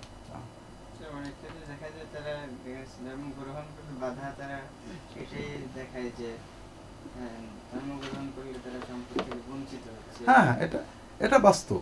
এটা আমাকে একজন আসছে এখানেই, এটা তো একটা ব্যক্তিগত ব্যাপার, অর্থাৎ তুমি সহজে নাও করতে পারো, আর সে তো ধর্ম গ্রহণ করবে ইমানের তাগিদে, টাকার লোভে করলে তো ভালো না। এই জন্য এটা তার ইমানের ব্যাপার। আমরা কাউকে প্রলোভন দেখাবো না, কাউকে ভয় দেখাবো না, কিন্তু আমরা পারলে সহযোগিতা না করলে তার ইমানের ব্যাপার। আমাদের এখানে একজন আসছেন, খুব বড় পরিবারের মানুষ, বলছে যে স্যার আমাদের আত্মীয় স্বজন সবাই আলোচনা হলে বলে যে ইসলামে ঠিক, আমাদের এগুলো কিচ্ছু না, কিন্তু আমরা হাত পা বাঁধা, আমরা যদি এখন মুসলমানের সব বঞ্চিত হয়ে যাব। কিন্তু আমি তো স্যার এটা মানতে পারছি না। এটা আপনার ইমানের ব্যাপার, আমার তো এই ক্ষমতা নেই যে আপনাকে আমি প্রোটেকশন দেব। আপনি কতটুকু আল্লাহর সাথে বিশ্বাস নিয়ে করেছেন, আল্লাহ আপনি যেটুকু পারেন। তো বিষয় হলো, আমরা কোনো একটা ব্যক্তি মুসলমান হলেই আমাদের মানে তাকে রক্ষা দিতে পারবো এই ক্ষমতা আমাদের নেই, তবে দাওয়াত পৌঁছে দেওয়ার দায়িত্ব আমাদের আছে। আল্লাহু আ'লাম। এরপর আর কোনো প্রশ্ন বাকি আছে? আসসালামু আলাইকুম, আমি মোহাম্মদ ইব্রাহিম। পূর্বের একটা প্রশ্ন করেছিল আমার ভাই, যে মেয়েদের বয়স নির্ধারণের ক্ষেত্রে সরকারের যে ভূমিকাটা, এখন যদি কোনো মেয়ে 13 বছর বয়স হওয়ার পর বিবাহের যোগ্য হয়ে যায়, এমনকি দিনদার ছেলে পাওয়ার কারণে বিবাহ দেওয়া হয়, এক্ষেত্রে কি বিবাহ বিচ্ছেদের কোনো সম্ভাবনা আছে কিনা, এবং বাংলাদেশ সরকারকে এই আইনকে কি অবমাননা করা হচ্ছে কিনা? এটা হলো সেই ভাইয়ের প্রশ্নের পরিপ্রেক্ষিতে আমার কথা।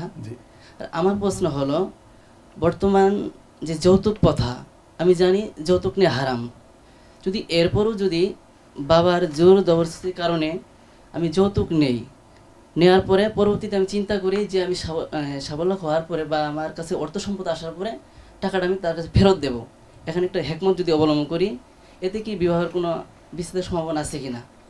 ঠিক আছে। আর ছোট্ট একটা প্রশ্ন আমার, সেটা হলো যে আমি আমার বোনকে 12-13 বছর বয়সে বিবাহ দিয়েছি, ক্লাস 7 অথবা 8-এ পড়ে।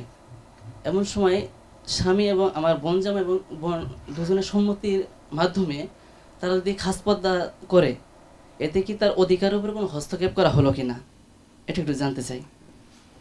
তাহলে প্রথম প্রশ্ন হলো মেয়েদের সরকারের সময়ের আগে বিবাহ দিলে শরীয়তে এটা বৈধ, শরীয়তে বিয়েটা বৈধ, শরীয়তের বৈবাহিক জন্য শর্ত নেই। রাষ্ট্রীয় আইন কিভাবে ম্যানেজ করবে সেটা তার ব্যাপার। বা ইউরোপের বড় আইনগুলো বাজে, যেখানে চুরি ডাকাতি ধর্ষণ যৌতুকা সেগুলোর আইন নেই, বিয়ের জন্য আইন করছে বাল্য বিবাহ বন্ধের জন্য। তো এগুলো ইউরোপ আমেরিকাতে বাল্য বিবাহ না করে লিভ টুগেদার করবে, কোনো আইন নেই, বিবাহ নেই, নো প্রবলেম, যতবারে ব্যবচার করবে। এমন একটা বাজে আইন এগুলো। যাই হোক, এই আইন লঙ্ঘন করার জন্য কোনো পাপ হয় না, কথা বুঝতে পারো। যদি কেউ, বরং এই আইনগুলোর ভিতরে এক্সেপশন থাকা উচিত, কোনো বাবা মা যদি চায় সেজন্য এক্সেপশন নিতে পারে। তো এই জন্য শরীয়তে এটা বৈধ। বাকি তোমার তিনি আইন কিভাবে ম্যানেজ করবে সেটা তার ব্যাপার। আর এটা হলো তো দ্বিতীয় হলো, তুমি দ্বিতীয় প্রশ্ন করেছো যে একজন বাবা মা যৌতুকের মাধ্যমে বিয়ে দিয়েছে, যৌতুক হারাম কিন্তু বিবাহ হারাম না, কথা বুঝেছো? তো যৌতুকের জন্য গুনাহ হবে, যদি ফিরিয়ে দেয়, শ্বশুর মাফ করে দেয়, ওই গুনাহটা মাফ হয়ে যাবে, কিন্তু বিবাহ ঠিক আছে, বিবাহের জন্য অবৈধ নয়। তৃতীয়ত, যারা বিয়ে করেছে নিজেরা সম্মতিতে 13, 14, 15, 20, মানে তা তো শরীয়তের মোকাল্লাফ হয়ে গেছে, সাবালক হয়ে গিয়েছে, কাজে তাদের উপর পর্দা করা ফরজ, কাজে তারা যদি শরীয়তের মতো পর্দা করে, এটা তো খুবই দরকার। আসসালামু আলাইকুম। ওয়ালাইকুম আসসালাম। মহতারাম, প্রশ্ন হলো যে বিভিন্ন সরকারি অফিসে আমরা কাজের জন্য তাদের কাছে যাই, তারা সার্ভিস দেওয়ার জন্য বসে থাকে, আমাদের সরকারি অফিসের কর্মকর্তা কর্মচারী, কিন্তু দেখা যাচ্ছে যে অনেকে আছেন যারা কাজের বিনিময়ে অর্থ নেয়, না হলে তারা কাজ করতে চান না, বিশেষ করে যেটা আমরা ঘুষ বলতে পারি। এই ঘুষ দেওয়ার কারণে আমরা কি দায়ী হবো কিনা, মানে গুনাহগার হবো কিনা? কারণ ঘুষ ছাড়া তারা সেই কাজগুলো করতে চায় না। এটা আমার জানা ছিল। ধর্ম নিরপেক্ষতা বলে মনে করেন যে একেবারে সে দেশে অবস্থা তো খারাপ অবস্থা। আমার কাছে এই জিনিসটা কেমন একটা মনে হয়েছে যে এটা এই রং তামাশা মতো। আসলে ধর্মকে বাদ দিয়ে আমি টুপি মাথায় পরবো না, দাড়ি রাখবো না, ইসলামী পোশাক পরবো না, নামাজ কালাম পড়বো না, কিভাবে আবার ধর্মের যাব, ধর্মের ভিতরে থাকবো, এই কথাগুলো আসলে মিডিয়ায় প্রচার করে কিভাবে আমার মাথা ঢুকে না। প্রথম হলো, ঘুষ হারাম, তবে কেউ যদি জোর করে ঘুষ আদায় করে আমার হক কাজের জন্য টাকা না আনলে করে না, তাকে এটা ঘুষ না, এটা চাঁদাবাজি, বুকে ছুরি ধরে চাঁদা নিয়েছে, মজবুর, বাধ্য, এটাতে আল্লাহর কাছে তওবা করবে ইনশাআল্লাহ। এটা কোনো, সে তো বাধ্য হয়ে দিয়েছে, কিছু করার নেই। যৌতুক হারাম, দেওয়াও হারাম, নেওয়া হারাম। এখন জামাই জোর করে যৌতুক আদায় করেছে, না দিলে মেয়ে ছেড়ে দেয়, এক্ষেত্রে পুরো গুনাই জামার হবে, শ্বশুর হবে না। দ্বিতীয় হলো, তুমি যেটা বলছো ধর্ম নিরপেক্ষতা মিডিয়া কি করে বলে, যাদের মিডিয়া তারা বলে তুমি ঠেকাবে কি করে? হ্যাঁ, ধর্ম নিরপেক্ষতা বলে আসলে কোনো জিনিস নেই দুনিয়াতে। সেকুলারিজম মানে হলো ধর্ম মুক্ততা, ধর্মবিহীনতা, ধর্ম বিচ্ছিন্নতা। তো এটাকে আমরা ধর্ম নিরপেক্ষতা অনুবাদটা ভুল, এটা যারা অভিজ্ঞ তারা জানেন। তো এখন এটা মূলত ধর্ম নিরপেক্ষ বা ধর্ম বিমুক্ততা, এটা ইসলামী বিশ্বাসের সাথে কন্ট্রাডিক্টরি, এটা কুফরি মতবাদ। যে কেউ যদি মনে করে ধর্ম, আমি আমার জীবনে এই জায়গায় ধর্ম মানবো আর এই জায়গায় মানবো না, অথবা আমার বিশ্বাসে ধর্ম থাকবে, কর্মে থাকবে না, এটা অপ্রয়োজন, এটা তো আর মুসলমান থাকে না। স্যার, আমরা সাধারণত মসজিদে প্রবেশের পর 2 রাকাত দুখুলুল মসজিদ বা তাহিয়াতুল মসজিদ পড়ে থাকি। এখন ইদানিং একটা বিষয়ে সমস্যা হয়ে যাচ্ছে যে জুমার দিনে জুমার আজানের পর মসজিদে প্রবেশ করার পর ওই দুখুলুল মসজিদ 2 রাকাত নামাজ পড়ার পর জুমার কোনো সুন্নত আছে কিনা, এই বিষয়ে সমাজে মোটামুটি একটা ইখতিলাফ দেখা দিয়েছে, এই বিষয়ে একটু জানতে চাই। সবসময় জানবা ইখতিলাফ কোন বিষয় নিয়ে হয়। যে বিষয় নিয়ে ইখতিলাফ করলে শয়তান খুশি হয়, তাই না? মানুষ হারাম করে ফেললে সেটা নিয়ে ঝগড়া করতে পারো, কিন্তু জুমার আজানের পরে দুখুলুল মসজিদের পরে নামাজ পড়লে কেমন হারামের গুনাহ হয়? হারাম হবে? জুমার নামাজের আজান হয়ে গেছে, মসজিদে ঢুকেছো, ইমাম সাহেব নেই, তুমি যদি নামাজ পড়ো গুনাহ হবে কিনা? সব তো হবে। এটা নিয়ে মানুষ ইখতিলাফ করবে কেন? এটা অদ্ভুত ব্যাপার। বিষয় হলো এই সময়ের নামাজটাকে সুন্নতে মুআক্কাদা না সুন্নতে জায়েদা, এটা নিয়ে আগের জামানার আলেমদের কিছু মতভেদ আছে, কিন্তু নামাজ যে সুন্নত, নামাজ যে পড়া দরকার, এটা নিয়ে মতভেদ নেই। এখন আমরা এই ঝগড়া দিয়ে মানুষদেরকে নামাজ যাতে না পড়ে সেই ব্যবস্থা করছি। রাসূলুল্লাহ সাল্লাল্লাহু আলাইহি ওয়াসাল্লাম জুমার দিনে জুমার আগে নামাজ পড়তেন, কয় রাকাত এটা খুব একটা স্পষ্ট না, সহিহ রিওয়ায়াত বলতে গেলে পাওয়া যায় না যে কয় রাকাত পড়তেন। যে নামাজ পড়তেন, দীর্ঘ পড়তেন, এটা হাদিসে আসছে। সাহাবা একরাম নামাজ পড়তেন, 4 রাকাত পড়তেন, বেশি পড়তেন, কম পড়তেন, কোনো কোনো সাহাবী থেকে 4 রাকাত সহিহ সনদে প্রমাণিত, এর বেশিও তারা পড়েছেন। আর রাসূলুল্লাহ সাল্লাল্লাহু আলাইহি ওয়াসাল্লাম হাদিসে সাধারণভাবে উৎসাহ দিয়েছেন যে তোমরা জুমার দিনে মসজিদে গেলে ইমাম মিম্বরে না ওঠা পর্যন্ত নামাজ পড়তে থাকো। তো এক্ষেত্রে যে যত বেশি পারবে পড়বে। এখন পড়া লাগবে না বলে মানুষকে নামাজ থেকে বিরত করার ভিতরে কোন সুন্নত জিন্দা হয় এটা আমার জানা নেই। আমার মনে হয় এই ধরনের বিতর্কগুলো যারা করেন তারা হয় না জেনে হঠাৎ একটা নতুন কথা শিখে মনে বিরাট পণ্ডিত হয়েছি পাণ্ডিত্য প্রদর্শনের জন্য করেন, অথবা মুসলমানদের ভিতরে এই ধরনের ছোটখাটো বিতর্ক বাঁধিয়ে কোনো ফায়দা লুটার জন্য করেন কিনা আল্লাহ ভালো জানে। মোহতারামের কাছে আমার প্রশ্ন হলো যে আমরা বিভিন্ন হাদিসের মধ্যে দেখতে পাই যে নবী করিম সাল্লাল্লাহু আলাইহি ওয়াসাল্লাম কখনো আমিন জোরে বলেছেন, আবার কখনো আস্তে বলেছেন, দুইটাই হাদিস দ্বারা প্রমাণিত। আবার কখনো হাত বুকের উপরে বেঁধেছেন, কখনো নিচে বেঁধেছেন, এ দুটোও হাদিস দ্বারা প্রমাণিত। তো এই ক্ষেত্রে আমাদের সমাজে দেখা যায় যে দুইটাই প্রচলিত আছে এবং বিভিন্ন জায়গায় হয়তো যেখানে আমিনের প্রচলনটা নাই সেখানে নতুন করে আমিন বলতে গিয়ে ইমাম সাহেবরা অনেক সময় বিব্রতকর পরিস্থিতিতে পড়েন, যেটা আমার ক্ষেত্রেও হয়। তো এই সমস্ত ক্ষেত্রে যে আমিন জোরে আসতে, বুকের উপরে নিচে হাত বাঁধার যে এই যে দুই ধরনের যে বিধান, যদি নবী করিম সাল্লাল্লাহু আলাইহি ওয়াসাল্লাম নির্দিষ্ট একটি করতেন, হয়তো বুকের উপরেই বাঁধতেন এবং সেটাই সকল সাহাবী থেকে একই সনদে যদি হাদিসটি প্রমাণিত হতো, তাহলে হয়তো সমাজে এত মতানৈক্য বা ইখতিলাফ হয়তো হতো না। বা আমিন শুধু জোরেই বলতেন, অথবা জোরে না বলে শুধু আস্তেই বলতেন, সবাই আস্তেই বলতো। এই জোরে আস্তে উপরে নিচে সব মিলায়ে আসলে একটা ফিতনার একটা বিষয় আমরা দেখতে পাচ্ছি। তো এই ক্ষেত্রে যে নবী করিম সাল্লাল্লাহু আলাইহি ওয়াসাল্লাম বিভিন্ন সময় বিভিন্নটা করেছেন, এর হিকমত কি, এটা কি জানতে পারি? প্রথমত জোরে আমিন আস্তে আমিনের ব্যাপারে দুই ধরনের রেওয়ায়েত আছে, আর হাত বুকের উপরে বা নাভির নিচে কোনোটাই তেমন কোনো রেওয়ায়েত নেই। রাসূলুল্লাহ সাল্লাল্লাহু আলাইহি ওয়াসাল্লাম বাঁধতেন, এটাই আছে, কাজে উপরে নিচে যেখানেই বাঁধতে সুন্নত আদায় হবে। তবে রাসূলুল্লাহ সাল্লাল্লাহু আলাইহি ওয়াসাল্লাম অনেক বিষয়ে একাধিক কর্ম আছে। এখন আমার প্রশ্ন হলো এই কর্মগুলো কি ফরজ বিষয় কিনা? জোহরের নামাজ কয় রাকাত এর মতভেদ আছে? আসরের নামাজ, মাগরিবের নামাজ, ফজরের নামাজ, কোন নামাজ নিয়ে আছে? বেতরের নামাজ। কথা বুঝুনি? আচ্ছা, সেজদা কয়টা হবে, রুকু কয়টা হবে, ফরজগুলো নিয়ে ইখতিলাফ আছে। কোনগুলো নিয়ে আছে? নফল মুস্তাহাব্বাত নিয়ে। কারণ ইবাদতগুলো যদি তুমি শতভাগ একরকম করো তাহলে এটা অটো হয়ে যায়। অটোটা কেমন? তোমরা কম্পিউটারে এই যে বোতাম টিপলে বুট হয়, দেখো কয়েক সেকেন্ড বা মিনিট পরে উইন্ডোজ দাঁড়িয়ে আছে, ঠিক না? ভিতরে কি হলো তুমি বুঝতে পারলে না। আমাদের নামাজ এরকম অটো হয়, আল্লাহু আকবার বলার পরে আসসালামু আলাইকুম বলার মাঝখানে কি বলে ভুলে যাই আমরা।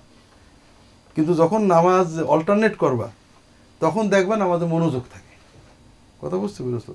এই জন্য বোঝা যায় রাসূলুল্লাহ সাল্লাল্লাহু আলাইহি ওয়াসাল্লাম যেমন কোরআনের সূরা সব একরকম পড়তেন, এক এক সময় একটা পড়তেন, বুঝতে পেরেছো?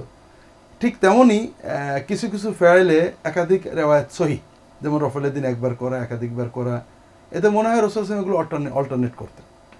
কোনো যে সাহাবী যেটা দেখেছেন সেটাই করেছেন। আর এই ধরনের বিষয়গুলোতে ব্যতিক্রম থাকাটা ইসলামের প্রশস্ততা বোঝায়, উদারতা বোঝায়, এবাদতগুলোর ভিতরে একেবারে রিজিডনেস আনে না।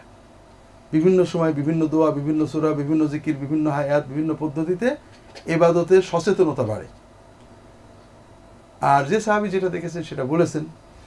এই জন্য এটা ইসলামের ছিল বড়ত্ব, উদারতা, কিন্তু দুর্ভাগ্যজনকভাবে আমরা এটাকে সংকীর্ণতায় পরিণত করেছি। যেমন এখন হজে গেলে সারা বিশ্বের মানুষ আসে, কেউ রফাদাইন করছে, কেউ করছে না, কেউ হাত বেঁধেছে, কেউ ঝুলিয়ে রেখেছে। তাহলে ইসলাম রাসূলুল্লাহ সাল্লামের প্রতিটি ছোট বড় কর্ম কেউ না কেউ পালন করছে, এটা দেখে আমাদের খুশি হওয়া দরকার ছিল। কিন্তু হাজিরা কি করে? ওই দেখ নামাজ হচ্ছে নাকি, এটা নামাজ হলো, ওই দেখ ওই দেশে মানুষ এমন করে, কেউ বলে এমন করে, কেউ বলে এমন করে, নানাভাবে এগুলো নেগেটিভাইজ করে। অর্থাৎ আমাদের বড়ত্বটাকে আমরা ছোট করে ফেলেছি। এই জন্য রবীন্দ্রনাথের গান অধিকাংশ একই সুরে, আর নজরুলের গান এক একটা এক বিভিন্ন সুর আছে, বৈচিত্র্য অনেক বেশি, মজা অনেক বেশি। কিন্তু দুর্ভাগ্য হলো এই মজাটাকে যদি সমালোচনায় নিয়ে যাও তাহলে মুশকিল। আল্লাহু তাআলা আলাম। তাহলে আজকের মতো আমরা এখানে শেষ করতে পারি। বলো যে ইসলামের দৃষ্টিতে সুদ হারাম। যদি কোনো বাবা মা ব্যাংকে টাকা রেখে সুদ নেওয়ার চেষ্টা করে, তার যদি সন্তান যদি ওইটা ঠেকানোর চেষ্টা করে, বাবা মাকে বোঝায়, না পারে, তখন ওই ছেলেটা করে নিও কি? বাবা মা সুদ ভিত্তিক কোনো লেনদেন করছেন, সন্তান আপত্তি করবে, না করলে কিছু করার নেই, এটা বাবা মায়ের কাছে। যখন সন্তান বড় হবে তখন বাবা মার ওটা আর খাবে না, কিন্তু ছোট সন্তান উপার্জন সক্ষম না হওয়া পর্যন্ত পিতামাতা ভরণ পোষণ করবে, এটা পিতামাতার ফরজ ইবাদত।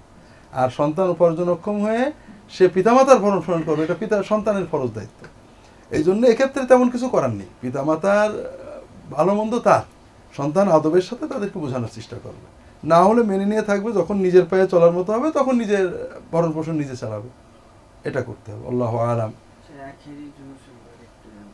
আখেরি জোহর, আখেরি জোহর আখের তো শেষ, আখেরি জোহর শেষ হয়ে গেছে। বিষয় হলো আখেরি জোহর মানে কি? আখেরি জোহর মানে বোঝো তোমরা? তার মানে আমার উপরে সর্বশেষ যে জোহরের নামাজ ফরজ হয়েছে এখন পর্যন্ত আদায় হয়নি, আল্লাহ আমি সেই জোহরের নামাজ পড়ার নিয়ত করলাম, আল্লাহু আকবার। এইটা হলো আখেরি জোহরের মানে। এটা কেন? আমি যে জুমাটা পড়লাম, জুমাটা যদি না হয় তাহলে তো জোহর আমার উপরে ফরজ থাকবে, জোহরটাও পড়ে নি। কথা বুঝেছো? কেন আমি জুমা পড়লাম, ওযু করলাম, কষ্ট আবার না হওয়ার চিন্তা কেন?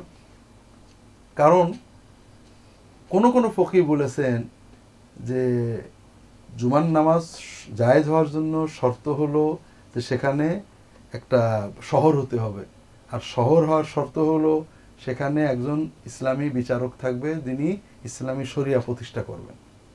যেহেতু আমাদের দেশে ইসলামী শরিয়া প্রতিষ্ঠা হয় না, কাজে এখানে হয়তো জুমার নামাজ জায়েজ হবে না, কাজে আমি জোহরটাও পড়িনি, জুমাটাও পড়িনি। এটা হলো থিওরি। এই থিওরিটা তোমাদের পছন্দ হলো কিনা? আমার পছন্দ হয় না।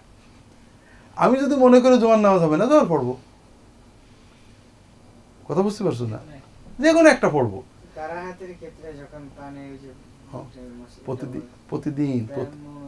প্রতিদিন আমি একবার করেছি পানি এবং তায়াম্মুম সন্দেহ, আমি আজীবন ওই পানিটা বজায় রাখবো না, একটা নির্দিষ্ট পর্যায়ে যাব। কথা বুঝুনি?